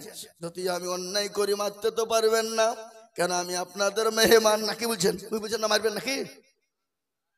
এ মুসলমান, আমাদের দেশের লোক নামাজ পড়ে না, 98% লোক নামাজ পড়ে না। কপারেশন পড়ে 90, এই দেশের লোক হিসাব জানে না নাকি গো? 2% পড়ে, কিন্তু 2% লোকের নামাজ হয়, কথা কন না কেন? 1% লোকের কোনো ভাবে হয়, আর 1% লোকের নামাজ হয় না। বলে হুজুর আপনি কি করে ধরলেন? আমি আইজুল হক বলে যাই, কেন হয় না বাবা, কেন হয় না শুনলেন? চাচা 20 বছর ধরে নামাজ পড়ে, মুরব্বী হয়ে গেছে, দাড়ি পেকে গেছে, কিন্তু চাচা তো জানে না, চাচা দুরূদ শরীফ জানে না, দোয়া কুনুত জানে না, দোয়া মাসুরা জানে না, দোয়া সানা জানে না, ইন্না তাইনা কুল, তার মধ্যেও দেখা যায় 20টা ভুল। কথা বলেন ঠিক না বেঠিক, বুঝবো না? ইন্না তাইনা কুল, তার মধ্যে 20টা ভুল, কিন্তু এরা শিখেও না, শিখার চেষ্টাও করে না। ইমামের কাছে কোনোদিন বলে না হুজুর গো আপনি তো আমাদের হুজুর ইমাম সাহেব মসজিদের, একটু নামাজটা ঠিক করে দেন, একটু কোরআনটা ঠিক করে দেন, একটু সূরা গেলা ঠিক করে দেন, একটু দুরূদ শরীফ এত ঠিক করে দেন। বলে কেন গো, কেন বলবে না বলেন তো দেখি, কেন বলবে না? কারণ আছে, কারণ আছে না নাই? ডাল মে কুছ কালা হ্যায় না, হ্যায় না, কথা বলেন, কেন বলে না? দেখি ইমামের কাছে যদি চলে যায় আর ইমামের কাছে যদি শিখতে যায় আর ইমাম যদি আমার ভুল ধরে ফেলে তাহলে ইমামের কাছে আমার মোড়লি চলবে না, আমার মাতাব্বরি চলবে না, আমার দাদাগিরি ইমামের কাছে চলবে না, আমাকে ইমামের কাছে মাথা নত করতে হবে। ঠিক কিনা তোরা বলুন। আর আমাদের দেশের ইমাম সাহেবরা এই মালগুলাও কিন্তু কমালায়, এরাও কোনোদিন বলে না চাচা গো আপনি আমার পেছনে পেছনে ঘুরেন, আপনি আমার মুসল্লি, আসুন আপনাকে নামাজ ঠিক করে দিই, কোরআন ঠিক করে দিই, সূরা গালা ঠিক করে দিই। জীবনেও বলে না। কেন বলে না জানেন? কি কারণে বলে না? মৌলবি বলছে যে তো 5,000 টাকা বেতন দাও, 5,000 তোমাকে নামাজ শিখাবো, তোমাদের ভাগ্য ভালো আমি ওযু করে নামাজ পড়াই, বেশি কায়দা করবা, আমি বিনা ওযুতে নামাজ চালিয়ে দেব, তোমার নামাজ হলো কি না হলো আমার দেখার নাই। 5,000 টাকা বেতন। এ বাবা, আজকে ছেলেরা মাদ্রাসায় কেন বাপ মা দিতে চায় না? বলে ভিখারি লাইনে দেওয়া যাবে না, ফকিরি লাইনে পড়তে দেওয়া যাবে না। বলে কেন যাবে না? মাদ্রাসায় দিলে ভিক্ষা করে বাড়াতে হবে, মৌলবি হয়ে 5,000 টাকা দিয়ে কি হবে? আমি আপনাদেরকে বলি আজ ইজ্জত সম্মান আপনারাই নষ্ট করেছেন, আজকে সমাজকে নষ্ট করেছে, আলেমদের সম্মান নষ্ট করে দিয়েছেন, ইমামদের সম্মান নষ্ট করে দিয়েছেন। আজকে আমি আপনাদেরকে বলি ইমামের বেতন যদি 20,000 30,000 টাকা হতো, আমার মনে হয় চৈগনি খাজাম পাড়া থেকে প্রত্যেকটা ঘরে ঘরে মৌলবি তৈরি হতো। হতো না? হতো না? বলে সরকারি চাকরির প্রয়োজন নাই, 30,000 বেতন মানে বড় বেতন রে বাবা, তোর সুন্দর করে সংসার চলে যাবে, তোকে কোনো দিকে যেতে হবে না। কোরআনওয়ালা হো, নামাজি হো, আল্লাহওয়ালা হো, 2 দিনই হবে, দুনিয়া হবে, আখিরাত হবে, কবরও যেতে পারবি। ঠিক কিনা তোরা বলুন। এই বাবা, এই মানগুলো নষ্ট করছে কারা? আমাদের দেশের আজকাল মসজিদের সেক্রেটারি সভাপতি কেসের এই মালগালা তো আরো কড়া, জীবনে মসজিদ ছিল না, আবার সেক্রেটারি সাজিয়ে বসে আছে, সভাপতি মুখে দাড়ি নাই, হারামখোর। ওই সমস্ত হারামখোরদেরকে মসজিদের সেক্রেটারি সভাপতি কেসের করা যাবে না, যাবে না। যারা নামাজ পড়ে না, রোজা করে না, বিড়িতে মারে টান, গাঁজা মদ খায়, এমনও মসজিদের সেক্রেটারি আছে মসজিদের টাকা দিয়ে লটারি কাটে। আমার কাছে প্রমাণ আছে। লটারি কেটে টেরে গুঁজেছে, টেরে যে শুক্রবারে জুম্মা পড়তে গেছে, বাপ জুম্মা পড়িয়ে বাবুজি বাড়াইতে উঠতে গিয়ে রুকু থেকে নুঙ্গিও খুলে পড়ে গেছে, লটারিও পড়ে গেছে, বলে নুঙ্গি তোলা বাদ দিয়ে লটারি তুলছে, বলে ইজ্জত চলে যায় যা, কিন্তু বেজ্জতি হওয়া যাবে না। কি বুঝতে পারলেন না? সেক্রেটারি, মসজিদের সেক্রেটারি হবে কারা? 5 ওয়াক্ত নামাজি হবে যারা। সভাপতি হবে কারা? 5 ওয়াক্ত নামাজি হবে যারা। ক্যাশিয়ার হবে কারা? 5 ওয়াক্ত নামাজি হবে যারা। কমিটি হবে কারা? নামাজ পড়ে যারা। আর আমাদের দেশে নামাজ পড়ে না তারা হবে সেক্রেটারি, রোজা করে না যারা তারা হবে ক্যাশিয়ার, আপনার মসজিদ চিনে না যারা তারা হবে সভাপতি। ঠিক না? আমাদের দেশের মসজিদ গুলো মার্বেল দিয়ে বানায়। ও মুসলমান, মার্বেল দিয়ে 1 কোটি টাকা খরচ করে মসজিদ বানিয়েছো, আর মসজিদের ইমামের ঘর হলো সিঁড়ির তলায়, মসজিদের ইমামের বেতন হলো 5,000 টাকা। আমি আজিজুল হক বলে দিয়ে যাচ্ছি, ইমামের বেতন যদি 4,000 5,000 টাকায় নামাজ পড়েন, ওই গ্রামের মুসল্লিদের ইমামের পেছনে নামাজ হবে না, নামাজ হবে না। আপনাদের হিসাব নাই? আপনার বাড়ি সংসার চালাতে গেলে কি করে আপনি বুঝতে পারেন যে আমার 5,000 টাকায় চলবে 5,000 টাকায় সংসার? ইমামের বেতন 5,000 টাকা। মাগরিবের নামাজ পড়ে আলহামদুলিল্লাহি রাব্বিল আলামিন আর রহমানির রহিম আল্লাহ মাস তো সে 27 তারিখ হয়ে গেল, 5,000 টাকা বেতন পাবো, স্কুলে তো এত ভিজিট বাকি, ও ডাক্তারের দোকানে এত বাকি, আল্লাহ বইয়ের ছায়া কিনবো না ব্লাউজ কিনবো, ছেলের জামা কিনবো না কাপড় কিনবো, গায়রিল মাগদুবি আলাইহিম ওয়ালাদ-দাল্লিন। ফেরেশতা বলছে কি নামাজ রে, মৌলবীকে ফাটাবো, মুসল্লিদেরকে পিটবো। বুঝতে পারলেন আমার কথা না? এটা হাসি, এটা হাসি নয়, এটা হাসি নয়। তাই আমি বলি বাপ, ও আল্লাহর বদল আল্লাহ ওয়ালা নবীর উম্মতের দল, আমি আপনাদেরকে বলবো যে এখন যেমনই হন না কেন আপনি 5 ওয়াক্ত নামাজি হয়ে যান। এই নামাজের জন্য দয়ার নবী, বিশ্ব নবী, আল্লাহর নবী, নবী মুহাম্মদুর রাসূলুল্লাহ সাল্লাল্লাহু তাআলা আলাইহি ওয়াসাল্লাম মায়েশার উপর মাথা দিয়ে শোয়া। আহ কি মজা দেখলেন, নবীজি মায়েশার উপর মাথা দিয়ে শোয়া আছে। আল্লাহর নবীর চেহারার দিকে একবার করে মায়েশা তাকায়, আর পূর্ণিমার চাঁদের দিকে একবার করে আয়েশা তাকায়। আল্লাহ নবী বলেন, আয়েশা গো তুমি একবার পূর্ণিমার চাঁদের দিকে তাকাও, একবার আমার চেহারার দিকে তাকাও কেন বলো? বলো ইয়া রাসূলুল্লাহ, ইয়া হাবিবাল্লাহ, ও আল্লাহর হাবিব, আমি আয়েশা পূর্ণিমা চাঁদের দিকে তাকায়, কিন্তু পূর্ণিমার চাঁদের কিন্তু কলঙ্কর দাগ আছে, কিন্তু আমার নবীর চেহারার দিকে যখন তাকায় মনে হয় আমার নবীর চেহারার মধ্যে কোন রকমের কোন স্পট নাই। সুবহানাল্লাহ বলুন, কোন দাগ নাই। আজ আমি আপনাদেরকে বলি,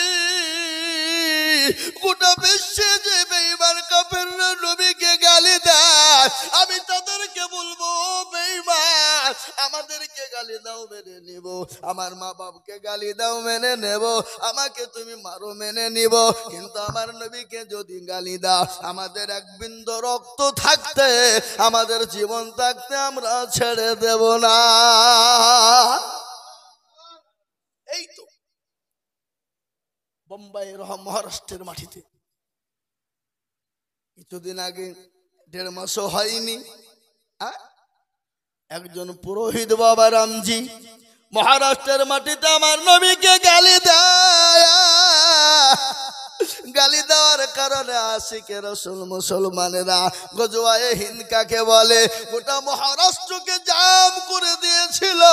তারা বলে দিয়েছে শোনো, এরপরে যদি আমার নবীকে কেউ গালি দেয়, আমার নবীকে নিয়ে কুরুচিকর মন্তব্য করে, আমাদের এক বিন্দু রক্ত থাকতেও ছেড়ে দেব না। প্রয়োজন হলে মাথায় পতাকা বেঁধে আমরা মুসলমানেরা, প্রয়োজন হলে আমরা আমাদের জীবন দিয়ে দেব, কিন্তু আমরা কখনো আমরা নবীর অবমাননা সহ্য করব না। আজ আমি আপনাদেরকে বলি, যারা নবীকে গালি দেয় তারা হলো বাপের কুলাঙ্গার সন্তান, যারা নবীকে গালি দেয় তারা হলো বাপের কুলাঙ্গার সন্তান। আর নবীকে যদি গালি না দেয়, আর যদি গালি দেয়, জেনে নিতে হবে তার বাপ দাদার ধর্মের দোষ আছে, আছে না? যারা বলুন, একটা ঘটনা শুনে নেন। ওয়ালিদ ইবনে মুগীরা পাতি নেতা, পাতি নেতা বুঝেন না? বুঝেন না? এই পাতি নেতা বুঝেন না আপনারা? পাতি নেতা কাকে বলে? এখন তো তৃণমূলের যুগ, এখন তো তৃণমূলের হাওয়া, নাকি বুঝছেন আপনারা বলুন? তৃণমূলের হাওয়া না, ওটা পশ্চিম বাংলা বাবা। স্বামী বিবিকে বলছে শোনো, ভোটটা খবরদার তৃণমূলকে দিবা না। স্বামী বিবি মিনসেরা বা কাজ দেখো, 10 টাকা চাইলে পাওয়া যায় না, আর মমতা 1000 টাকা করে মাসে দিচ্ছে, তোমার কথা শুনবো? হ্যাঁ, ভোট ওকেই দেবো আমি। স্বামী বলছে সিপিএম কংগ্রেসকে মার, বলছে তোমার কথা শুনবো না, আমি যাকে মারার আমি গোপনে ঝাড়বো। 1000 টাকা করে আপনার দিকে পাই না নাকি? এদিকে পায়? হ্যাঁ। এ বাবা, মমতা খালা বলেছে ভোট দিয়ে জিতাবা তো এবার 2000 টাকা করে বিধানসভায় পাবা। মেয়েদের তো আরো ভাবছে কলেজা বেরিয়ে গেল নাকি? হ্যাঁ, স্বামীকে বলেছে তোমার পাইতারা করো না, খুব দেখেছি 10 টাকা 20 টাকা তোমার কাছে ভ্যান ভ্যান করতে হয়েছে, এখন 2000 টাকা করে খালা দিবে, বিরাট ব্যাপার। কি বুঝলে? বুঝলে না? কিন্তু বাবজি ভুলিয়ে কিন্তু বোদের কাছে ধার নেবেন না টাকা, বিবিদের কাছ থেকে ধার টাকা নিয়েন না, ও আপনার কান খুঁটরি বের করে ফেলবে। কি বুঝলেন? ও আপনার হাজার হাজার টাকা পকেট থেকে নিয়ে নেবে, কোনো ব্যাপার নাই, কিন্তু ওর কাছ থেকে 500 টাকা আপনি না নিয়ে যতক্ষণ দেবেন ততক্ষণ ও লিতেই থাকবে, কিন্তু আবার ও টাকাটাও নেবে। কি বুঝতে পারলেন না আমার কথাটা? হ্যাঁ, আল্লাহ আল্লাহু আকবার। দরদি মুসলমান গো, ওয়ালিদ ইবনে মুগীরা আমার নবীকে গালি দেয়, আমার নবীর সাহাবাদের চোখগুলো মোটা মোটা হয়ে গেল। আর আমার নবী দয়ার নবী, বিশ্ব নবী, নবীদের নবী, রহমাতুল লিল আলামিন। সুবহানাল্লাহ বলুন। আল্লাহর নবী, মায়ার নবী গো, আপনি নবী আমার জীবনের জীবন। আছে না? আল্লাহর নবী, মায়ার নবী গো, আপনি নবী আমার জীবনের জীবন। আপনি আমার জীবন সাথী, অন্ধকার খবরের বাতি, আপনি হলেন নির্দুনিয়ার ধন। আল্লাহর নবী, মায়ার নবী গো, আপনি নবী আমার জীবনের জীবন। আপনি উম্মতের জামি, আপনি রহমাতুল লিল আলামিন। আপনি উম্মতের জামিন, আপনি হলেন গুনাহগার উম্মতের আপনজন।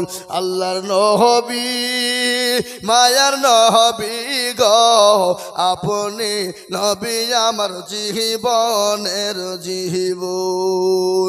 আল্লাহর নবী, মায়ার নবী গো, আপনি নবী আমার জীবনের জীবন। আপনা দেখে মজেজা, ভাগ্যবতী হলেন খাদিজা, সব দিলেন জীবন যৌবন। আল্লাহর নবী, মায়ার নবী গো, আপনি নবী আমার জীবনের জীবন। ও মুসলমান দরদি, যিনি আমার নবী, বিশ্ব নবী, তিনি 63 বছরের জিন্দেগি, জীবনেও কোনোদিন কাউকে গালি দেয় না, কোনোদিন কাউকে ধমক দেয় না, জীবনে কোনোদিন কাউকে মিথ্যা বলে না, জীবনে কোনোদিন কারোর সঙ্গে খারাপ ব্যবহার করেনি। 63 বছরের জিন্দেগিতে জীবনেও কোনোদিন কারোর সঙ্গে অন্যায় কথা বলেনি। সেই নবীকে যদি কেউ গালি দেয়, মুসলমান ছেড়ে দেবে না? দেবে? জোরে বলুন, দেবে?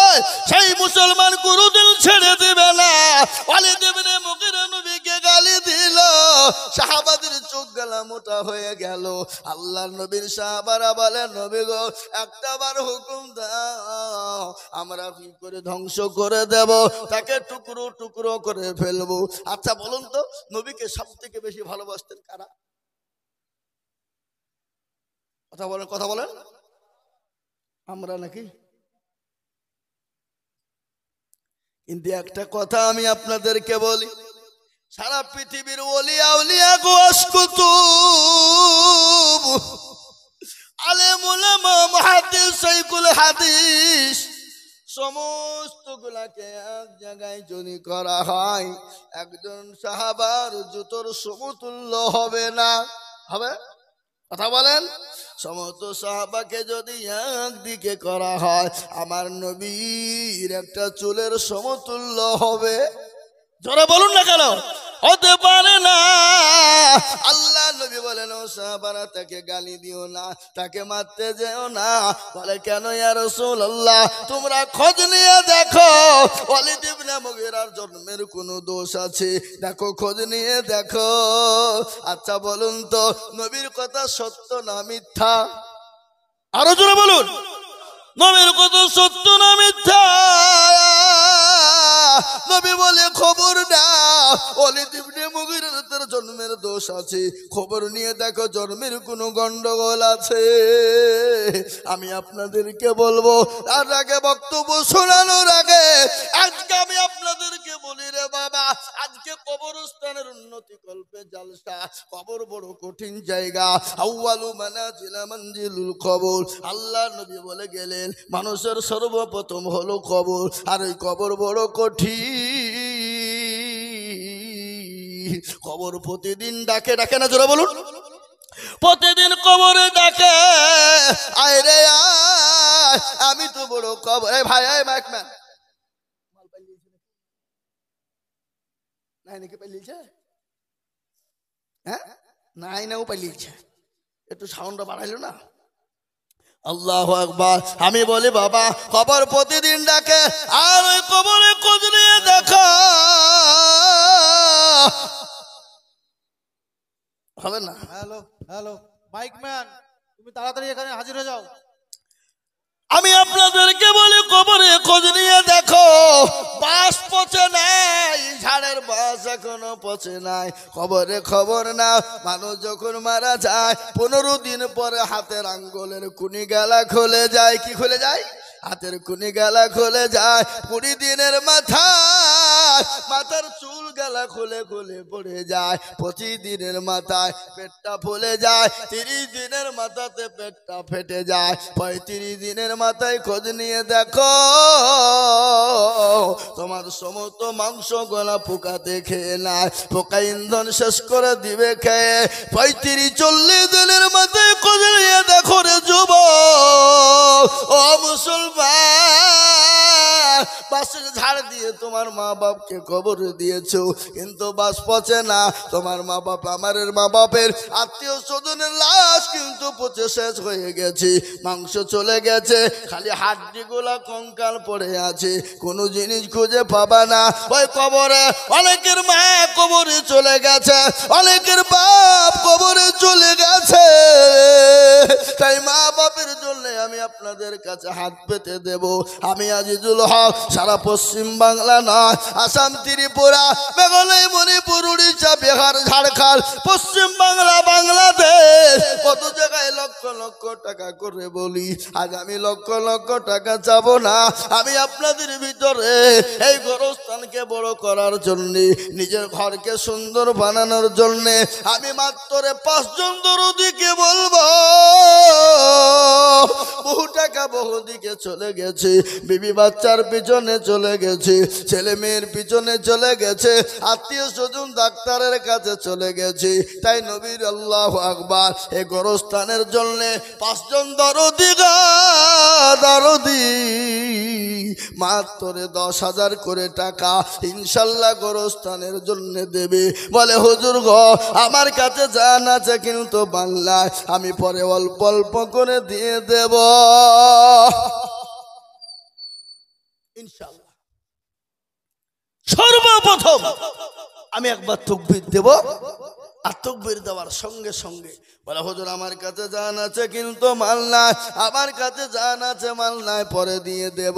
তাই সর্বপ্রথম একজন দরদি আল্লাহওয়ালা এই গোরস্থানকে সুন্দর তৈরি করার জন্য, নিজের ঘরটা বানানোর জন্য সর্বপ্রথম 10,000 টাকার দাতা একজন দরদি। একবার বলি নারে তাকবীর। ইনশাআল্লাহ সর্বপ্রথম একজন ভাগ্যবান আল্লাহওয়ালা, দিনওয়ালা, নবীর প্রেমিক, ইসলামের প্রেমিক হাতটা তুলে দিয়ে বলবো হুজুর গো আমার কাছে জান আছে মাল নাই, আমি পরে অল্প অল্প করে দিয়ে দেব।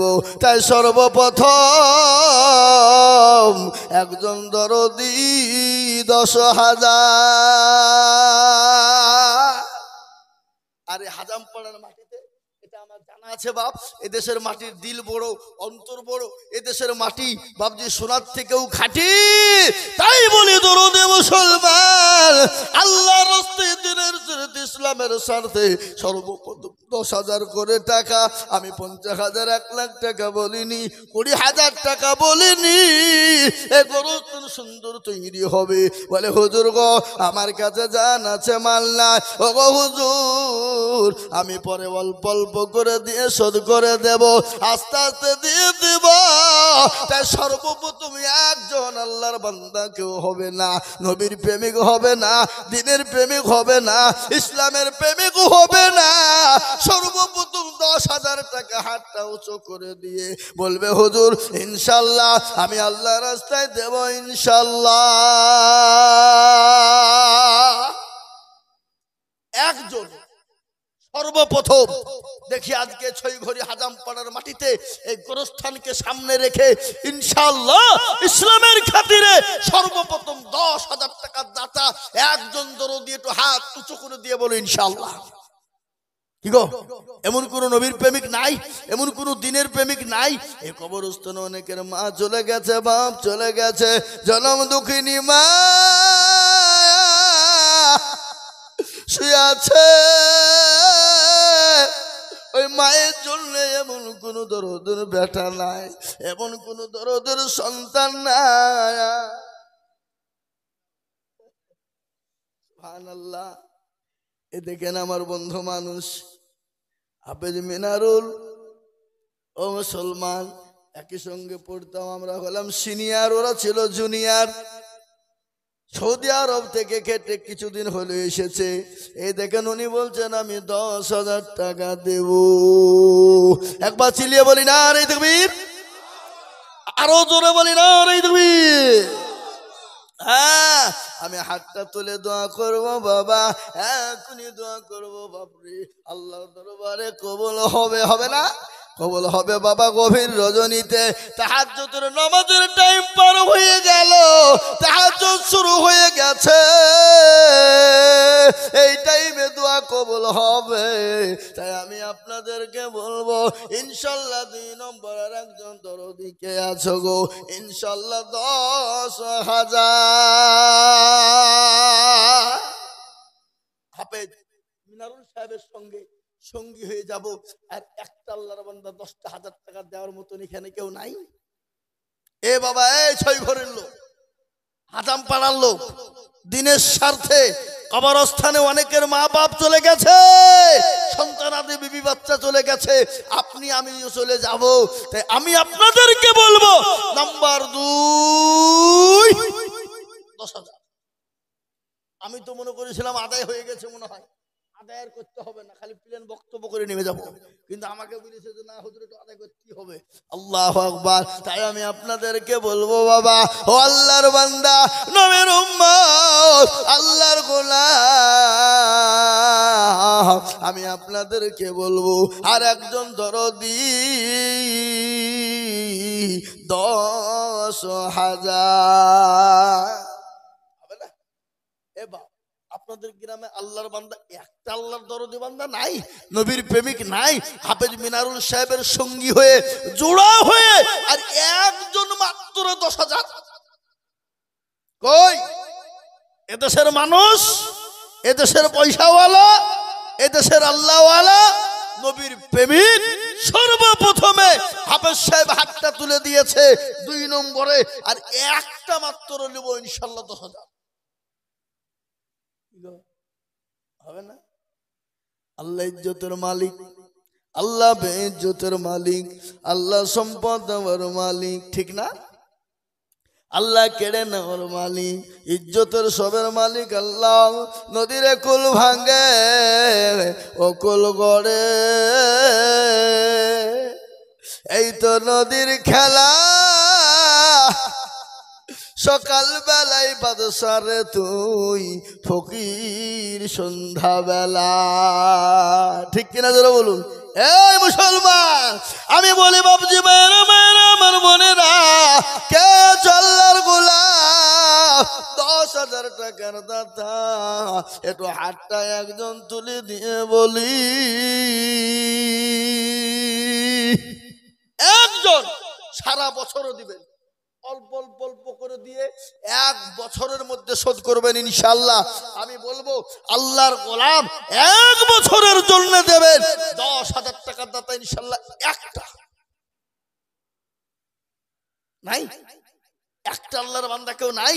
এই গোরস্থানের প্রেমিক, গোরস্থানের সেক্রেটারি, সভাপতি, ক্যাশিয়ার, কমিটি সকলকে মিলে বলবো আর একজন দিয়ে 2 নম্বরে হাতটা তুলে দিয়ে, হাতটা উঠিয়ে দিয়ে ইনশাআল্লাহ ইসলামের জন্য 10,000 টাকা দিয়ে বলবো হুজুর আমার কাছে জান আছে কিন্তু মাল না, আল্লাহওয়ালা আমি 10,000 টাকার দেখনে वाला। হাজাম পাড়ার লোক এখানে মনে হয় নাই নাকি? হ্যাঁ হ্যাঁ, হাজাম পাড়ার লোক মনে হয় এখানে নাই। হ্যাঁ আচ্ছা, একজন ভাই আগো, আমি আপনাদের কাছে 10,000 টাকা চাবো না, কিন্তু একটা কথা বলবো, এখানে যতগুলো লোক আপনারা এখানকার আছেন সবাই মিলে একবার হাতটা তুলে আমাকে বলেন তো যে হুজুর 10,000 টাকা দেওয়ার মতন ক্যাপাসিটি আমাদের ভিতরে কারো নাই? তাহলে আমি চাবো না। বা ওই হাজামপুরের মানুষ আপনারা বলুন, আমরা 10,000 টাকা কেউ দিতে পারবো না। দেখেন একজন জননী 500 টাকা নগদ দিয়েছে। আল্লাহুম্মা আমিন। আল্লাহ রব্বিনা বান্দি জননী গো ছিল, এ 500 টাকা দেখো গোরস্থানেতে দানিল, আরো দোয়া করি আমি বান্দার কারণ, আল্লাহ দিও বান্দা বান্দিকে গো সুখের জীবন। চুপ, এই কমিটির লোক, এই ও বাবা, এই লিখছে কারা করে? ওরা কমিটির লোক নাকি? এই এপারে কেন? ওই পারে যাও, ওপারে যাও, যাও মেয়ে ছেলেদের কাছে টাকা দেবে, লিসো ভিতরে যাও। ও বাবা, আল্লাহুম্মা আমিন। এই দেখেন আল্লাহর বান্দি 500 টাকা দিয়েছে, এদের আরেকজন জননী 500 টাকা।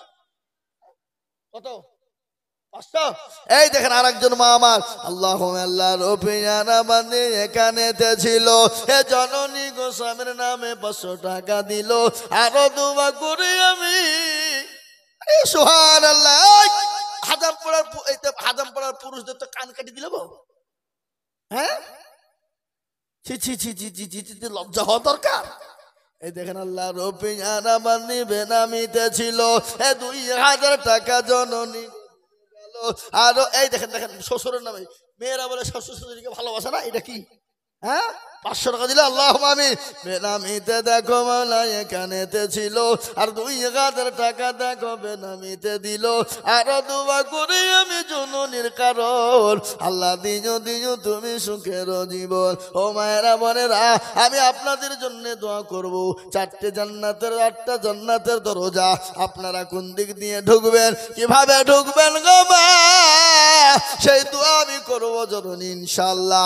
এই দেখেন আল্লাহ রব্বিনা বান্দি আরেকজন গো ছিল, এ শ্বশুর শাশুড়ির নামে 1000 টাকা দিল, আরো দোয়া করি আমি জননী শ্বশুর শাশুড়ির কারণ, আল্লাহ দিও দিও তুমি সুখের জীবন। আরেকজন মা আমার এখানেতে ছিল, 500 টাকা দেখো দেখো শ্বশুর নামে দিল। এই মাফলাটোলাই উঠলি কিন্তু তো 100 টাকা লাগবে। ও ঠিক আছে, বেঁচে গেল, না হলে তো টাকা লাগতো। আল্লাহ আকবার নাকি? আল্লাহ দেখেন বেনামিতে দেখো মোলা এখানেতে ছিল, এ জননীরা 700 টাকা দেখো পাঠিয়ে দিল। আল্লাহুম্মা আমিন। এই আমি আপনাদের কাছে 10,000 টাকা একটা নেবো বলেছি, কি আপনার একটা দেওয়ার মতো লোক নাই এখানে? কথা বলেন। আমি একটা কথা বলি, আমি দিয়ে দেবো যদি আপনাদেরকে একটা কথা জিজ্ঞাসা করছে। এই 6 ঘরের যত লোক এখানে আছেন সবাই মিলে একবার হাত তুলে বলে দেন যে আমাদের দেওয়ার মতন কারোর ক্ষমতা নেই। হাত তুলে সবাই তুলেন দেখি। কই डल में कुछ काला है देने वाला है लेकिन नहीं देना है। এই দেখেন বেনামিতে দেখো গো আল্লাহর বান্দি ছিল, 300 টাকা জননী গো দিয়ে গেল। আল্লাহ ছি ছি ছি ছি ছি ছি, এই হাজাম পড়ার লোকেদের গলায় দড়ি দিয়ে মরা দরকার গো, দুবড়িয়া খাচ্ছে গলায় দড়ি দিয়ে মরা দরকার। জীবন্তী, ওই জীবন্তী কর্ণ সুবর্ণ, আই জীবন্তী থেকে একজন জননী 2,000 টাকা দিয়া চাল্লা, জননীর জানে মালে বরকত দাও, ধন সম্পদ তুমি বাড়িয়ে দাও। আল্লাহ 2,000 টাকা জননী দিয়েছি। এই দেখেন 3 জনে মিলে 800-900 টাকা দিয়েছে। আল্লাহ তুমি সুবহানাল্লাহ। কি নাম? চন্দনা নামেতে দেখো কোথায় বসেছিল, এ বিটিরও নামেতে 2,000 টাকা দিল, আরো দোয়া করি টাকার বিটিরও কারণ, আল্লাহ দিও বিটিকে গো কবরে সুখের জীবন।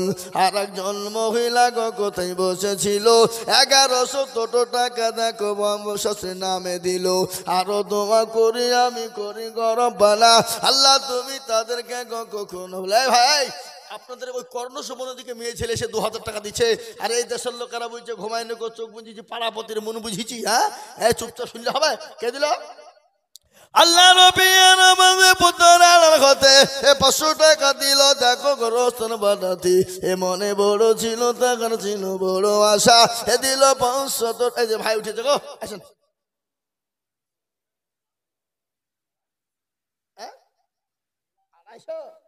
আমি মনে মনে ভাবছি 10,000 হবে তো, দেখো আল্লাহ এরা ভয়ে তকবিরটাও দিচ্ছে না, টাকা লাগবে। আরে সুবহানাল্লাহ, সত্যি গো মারুপা নামেতে মাগো পুতরার হতে 5,000 টাকা দিল গোরস্থান বানাতে। আরো দোয়া করি আমি মারুপার, কারণ আল্লাহ দিও দিও তুমি সুখের জীবন। কোন মা বোন যদি 10,000 টাকা দিয়ে ফেলে, পরে দিবে থামিয়ে দিবে, তাহলে আমি এখনই পুরুষদের কান আমি না কাটা পর্যন্ত দমলেছি। হ্যাঁ বেনামিতে দেখো মাওলা নাম না করিয়া 2,000 দিল। দেখো গোরস্থান বাবিয়া, আর দেখো এলো টাকা 900 টাকা দিল। দেখো দেখো দেখো গোরস্থান বানায়। আরো দোয়া করি আমি তাদের করো, আল্লাহ তুমি দিও তাদের সুখের জীবন। আল্লাহুম্মা আমিন। আমি আপনাদেরকে বলি বাপ, একজন আল্লাহর বান্দাকে আছো গো, লা ইলাহা ইল্লাল্লাহ একজন 10,000 হয়ে গেল। মুহাম্মাদুর রাসূলুল্লাহ সাল্লাল্লাহু আলাইহি ওয়াসাল্লাম জোড়া তৈরি করার জন্য, আর একজন 10,000 কি হবে না? ও সৈগরের মুসলমানেরা, কেউ যদি বলে আমি লা ইলাহা ইল্লাল্লাহ বলবো, মুহাম্মাদুর রাসূলুল্লাহ বলবো না, সে কোনোদিন মুসলমান হবে না। হবে? কোনদিন মুসলমান হবে না। তাই এমন কোন আল্লাহর বান্দা হবে না, ও আল্লাহর গোলাম নবীর উম্মতের দল। আমি আপনাদেরকে একটা বক্তব্য শোনাই। একজন বাদশা, একজন বড় কোটিপতি ছিল, একজন পয়সাওয়ালা ছিল, একজন ধনী ব্যক্তি ছিল, কিন্তু বড় কোটিপতি কিন্তু বড় কৃপণ। বড় কি কৃপণ? কৃপণ বুঝেন না আপনারা? কৃপণ কাকে বলে? কিপটে বকিল বলে বাবা। ও মুসলমান গো, সেই বাড়িতে একজন মহিলা ছিল, ওই কৃপণের বিবি ছিল বড় পরোজগারিনী, বড় দিনদারিনী, বড় আল্লাহওয়ালি মেয়ে। কিন্তু বাবজি একজন ফকির গিয়ে বলে, কে আছো গো মা? ও বাবা কে আছো? আজকে 3 দিনে না খাওয়া, দুটো খেতে দাও, দুটো খেতে দাও। বড় ক্ষুধার্ত ব্যক্তি আমি। কিন্তু স্বামী বলে, বিবি রে, ও বিবি তুমি খেতে দিতে যাবে না, খাবার ফকিরকে দেবে না। আর আল্লাহ কোরআনে বলেছে, আম্মাশাইলা ফালা তানহার, খবরদার খবরদার, সাইল ব্যক্তিকে তোমরা ফিরিয়ে দিও না, মিসকিনকে ঘুরিয়ে দিও না, সাইল ফকিরকে তোমরা ফেরত দিও না। আল্লাহ এই দেখেন অনেকগুলো টাকা মা বোনেরা দিয়ে পাঠিয়েছে। আল্লাহর পিয়ারা বান্দি মা বোনেরা ছিল, অনেকগুলা টাকা দেখো পাঠিয়া গো দিল। আরো দোয়া করি আমি মা বোনদের, কারণ আল্লাহ দিও দিও তুমি সুখের জীবন। ও আল্লাহর গোলাম, আমি আপনাদেরকে বলবো বাপ, একজন দরদি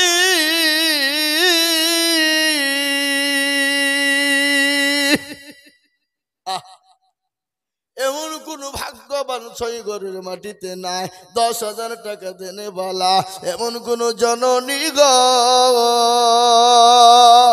এই সে মোটা মোটা লোক গেলা কই? পয়সাও লাগালা, মাল গেলা আসেনি নাকি?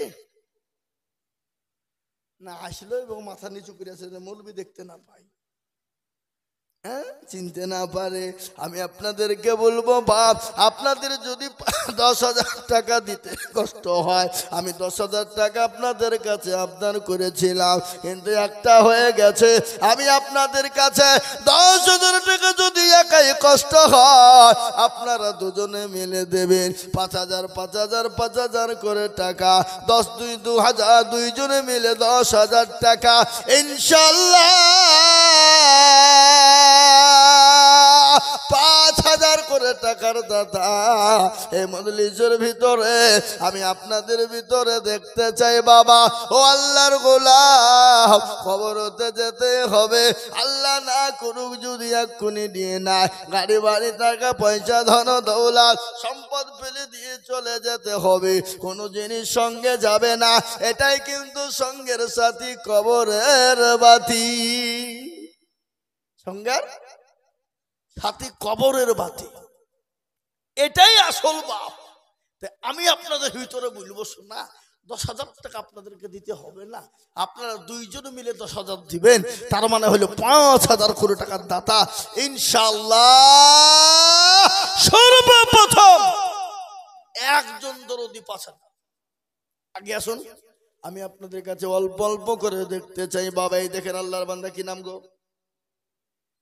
আবু সালাম নগদ 5,000 টাকা দিয়ে দিয়েছে আল্লাহুম্মা আমিন জোরে বলে নারে তাকবীর আরো জোরে বলি নারে তাকবীর আল্লাহ রাব্বুল আলামিন আবু সালাম ছিল এ নগদ 5,000 টাকা আবু সালাম দিল আর দোয়া করি আমি বান্দার জন্যতে শান্তি সুখ দিও তুমি দুটো জাহানেতে কেউ যদি চলে যায় গানা বেগানা আর ক্ষমা করে দিও তাদের জিন্দেগির গুনাহ ও ভাই গো এই দেখেন আবু সালাম 5,000 টাকা দিয়েছে আমি আপনাদের কাছে বলবো বাবা ও আল্লাহর বান্দা বাবরের আবার টাকা দিয়েছে না এই আবার দিয়েছে এক বান্ডে আল্লাহুম্মা আমিন এই আবার যাও আবার যাও দাও ছাপা টাকা জবাব জবাব তোমার দেবে নাকি দেবে না হ্যাঁ জবাব দেবে তোমার দেবে ইনশাআল্লাহ আল্লাহু আকবার মা বোনেরা দেবে আমি মা বোনদের ওয়াজ এখনো করি না আল্লাহ নবী বলেছে মেরাজের টাকা মামি সুবহানাল্লাহ আমার মামার নামে 2,000 টাকা লিখেন কালাম শেখ বলিহারপুর ওই দেখেন আমার ছোট মামা গো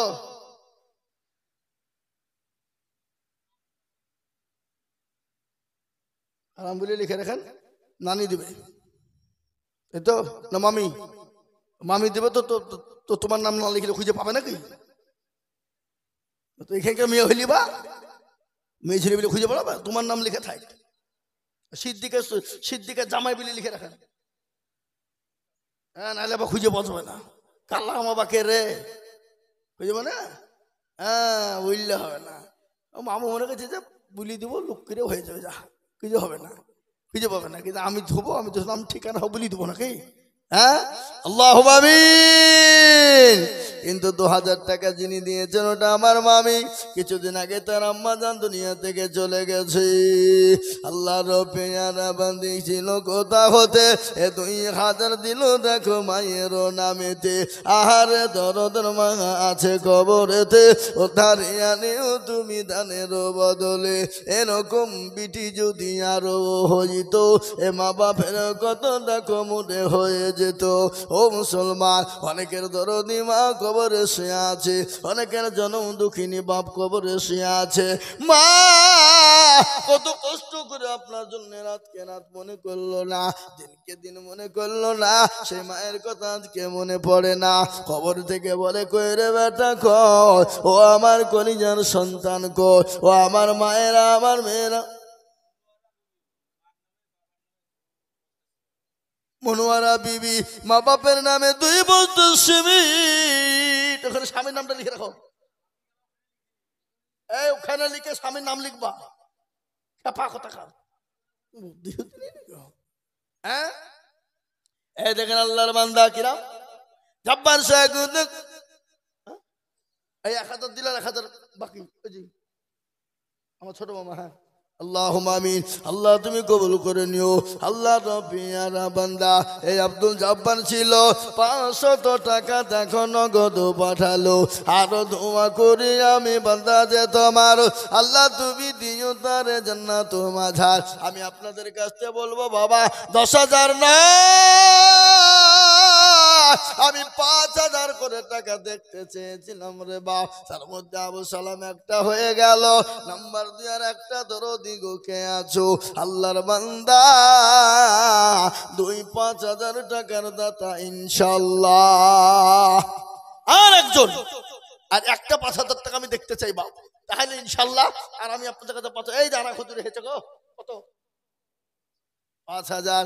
এই দেখেন আল্লাহর বান্দা 5,000 টাকা দাতা, আল্লাহর পিয়ার বান্দা এখানে ছিল। এই 5,000 টাকা দেখো দেখো দান দিল।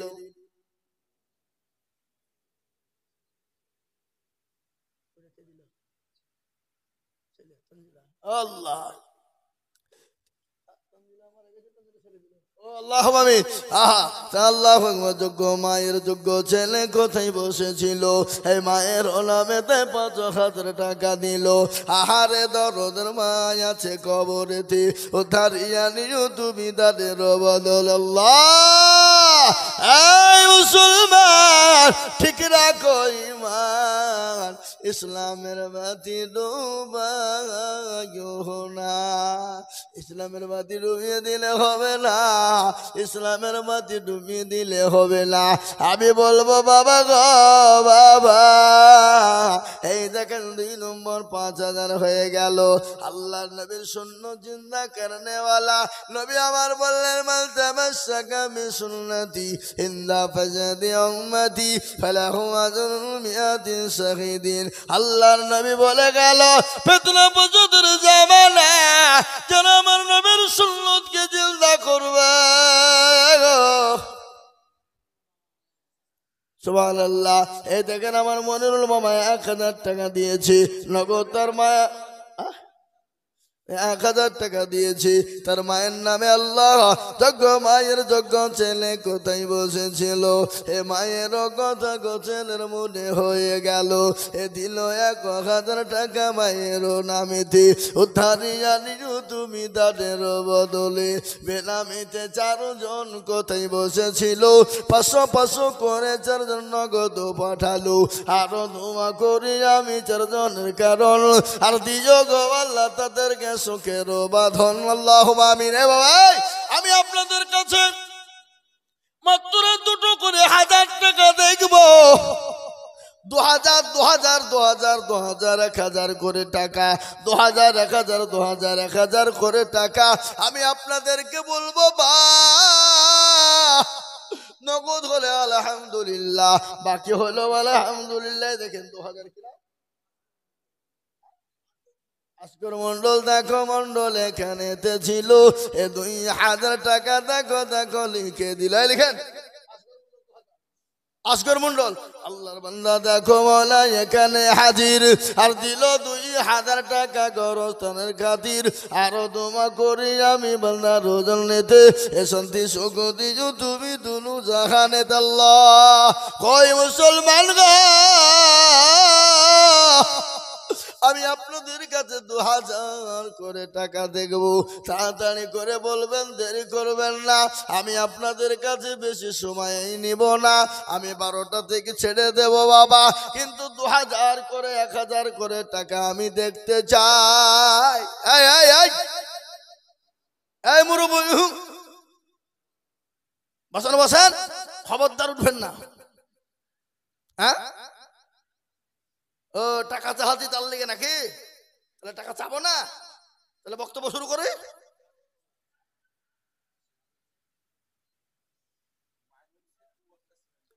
মাইনুল শেখ 2 বস্তা সিমেন্ট দক্ষিণ পাড়া লিখেন। দেখেন আল্লাহ রফিয়ানা কোথায় বসেছিল, 1,000 টাকা দেখো নগদ পাঠালো। আরো দোয়া করি আমি তাহারও কারণ, আল্লাহ তুমি দিও তার সুখের জীবন। আল্লাহুম্মা আমিন। এই দেখেন না ওই মেজা কোনটা, এই মেজা। আল্লাহুম্মা আমিন। নারে তাকবীর। মেজারো নামেতে দেখো কোথায় বসেছিল, 5,000 টাকা মেজার নামে গোদা নিল। আরো দোয়া করি আমি মেজারও কারণ, আল্লাহ তুমি দিও তাকে সুখের জীবন। কিবা দোয়া করি আমি মেজারও জন্যতে, এ শান্তি সুখ দিও তুমি দুনু জাহানে। আল্লাহ এই কথা বলুন আপনার কত এখানে আছেন, এখানে আসেন না, না বেশি নিব আপনি এখানে আসেন, টেনশন নাই, ভয়ে আসছে না, বুঝতে পেরেছি, আমি বুঝতে পেরেছি গেলি ফাঁসাবে বলে ভয় আসছে না, 5,000 তো লিবই নাকি? হ্যাঁ, তুমিও তো সৌদি থেকে দিয়ে এই দেন আমাদের, দেন দেন, কত আছে? 100 টাকার নগদ আর 1,000 টাকা পরে দেবেন, গোরস্থান হবে, দেন 2,000 টাকা দিয়ে যান। লিখেন কি নাম? কি নাম তোমার? আপনার নাম কি? আসাদুল, সুবহানাল্লাহ। লিখেন 2,000 টাকা, 1,100 টাকা নগদ, 2,000 টাকা বাকি, তার মানে 2,100 টাকা দেবেন। বেনামিতে 100 টাকা, আল্লাহুম্মা আমিন। বেনামিতে 500 কথা বসেছিল, বেনামিতে 500 টাকা দেখো দিল। আব্দুল ওহাব দেখো মালা আছে কবরেতে, 500 টাকা দিল দেখো তাহার নামেতে, জানি না মালা আছে কি হালতে, উদ্ধারি জানিও তাহার দানের বদল, আল্লাহুম্মা আমিন। আল্লাহ তুমি কবুল করে নিও। কি নাম? আপনার নাম কি? হ্যাঁ? কোথা বাড়ি? এই সাজামুল 2,000 লিখেন। আল্লাহ আকবার। যজ্ঞ বাপের যজ্ঞ ছেলে সাজামুল গো ছিল, 2,000 টাকা দেখো বাপের নামে দিল। আহারে দরদের বাবা আছে কবরেতে, উদ্ধারি জানিও তুমি দানের বদলে। আপনি 2,000 দিবেন, 2,000 টাকা চলছে এখন, বলেন ইনশাল্লাহ। লিখেন আব্দুর রাজ্জাক দেখো মাওলা এখানেতে ছিল, বাপের নামেতে 2,000 টাকা দিল। আরো দোয়া করি তাহার মা বাপের জন্যতে, শান্তি সুখ দিও তুমি দুনু জাহানেতে। এছাড়ার গাফারো তুমি ওগো পাক রব্বানা, আর ক্ষমা করে দিও তুমি জিন্দেগির গুনাহ।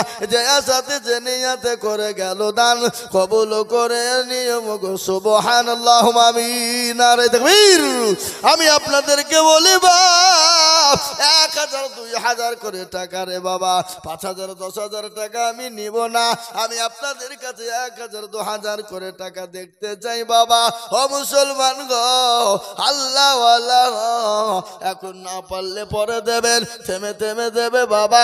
ও মুসলমান, আবার উঠেছে দেওয়ার লেগে নাকি? দুজনাই তো দিল, ও দিবেন, একবার দিল না এরা? হ্যাঁ, আবার দিবে নাকি? আসেন আসেন, জবাব দিবেন তো বলব নাকি? আল্লাহ আল্লাহ আল্লাহ কবুল করে নিও। এ ভাই, 500 1000 2,000 1,000 যে যা পারবো বাবা, তাড়াতাড়ি করে বলুন ইনশাআল্লাহ, জলদি করে। আমি বেশি কথা বলবো না বাবা, জলদি করে বলুন।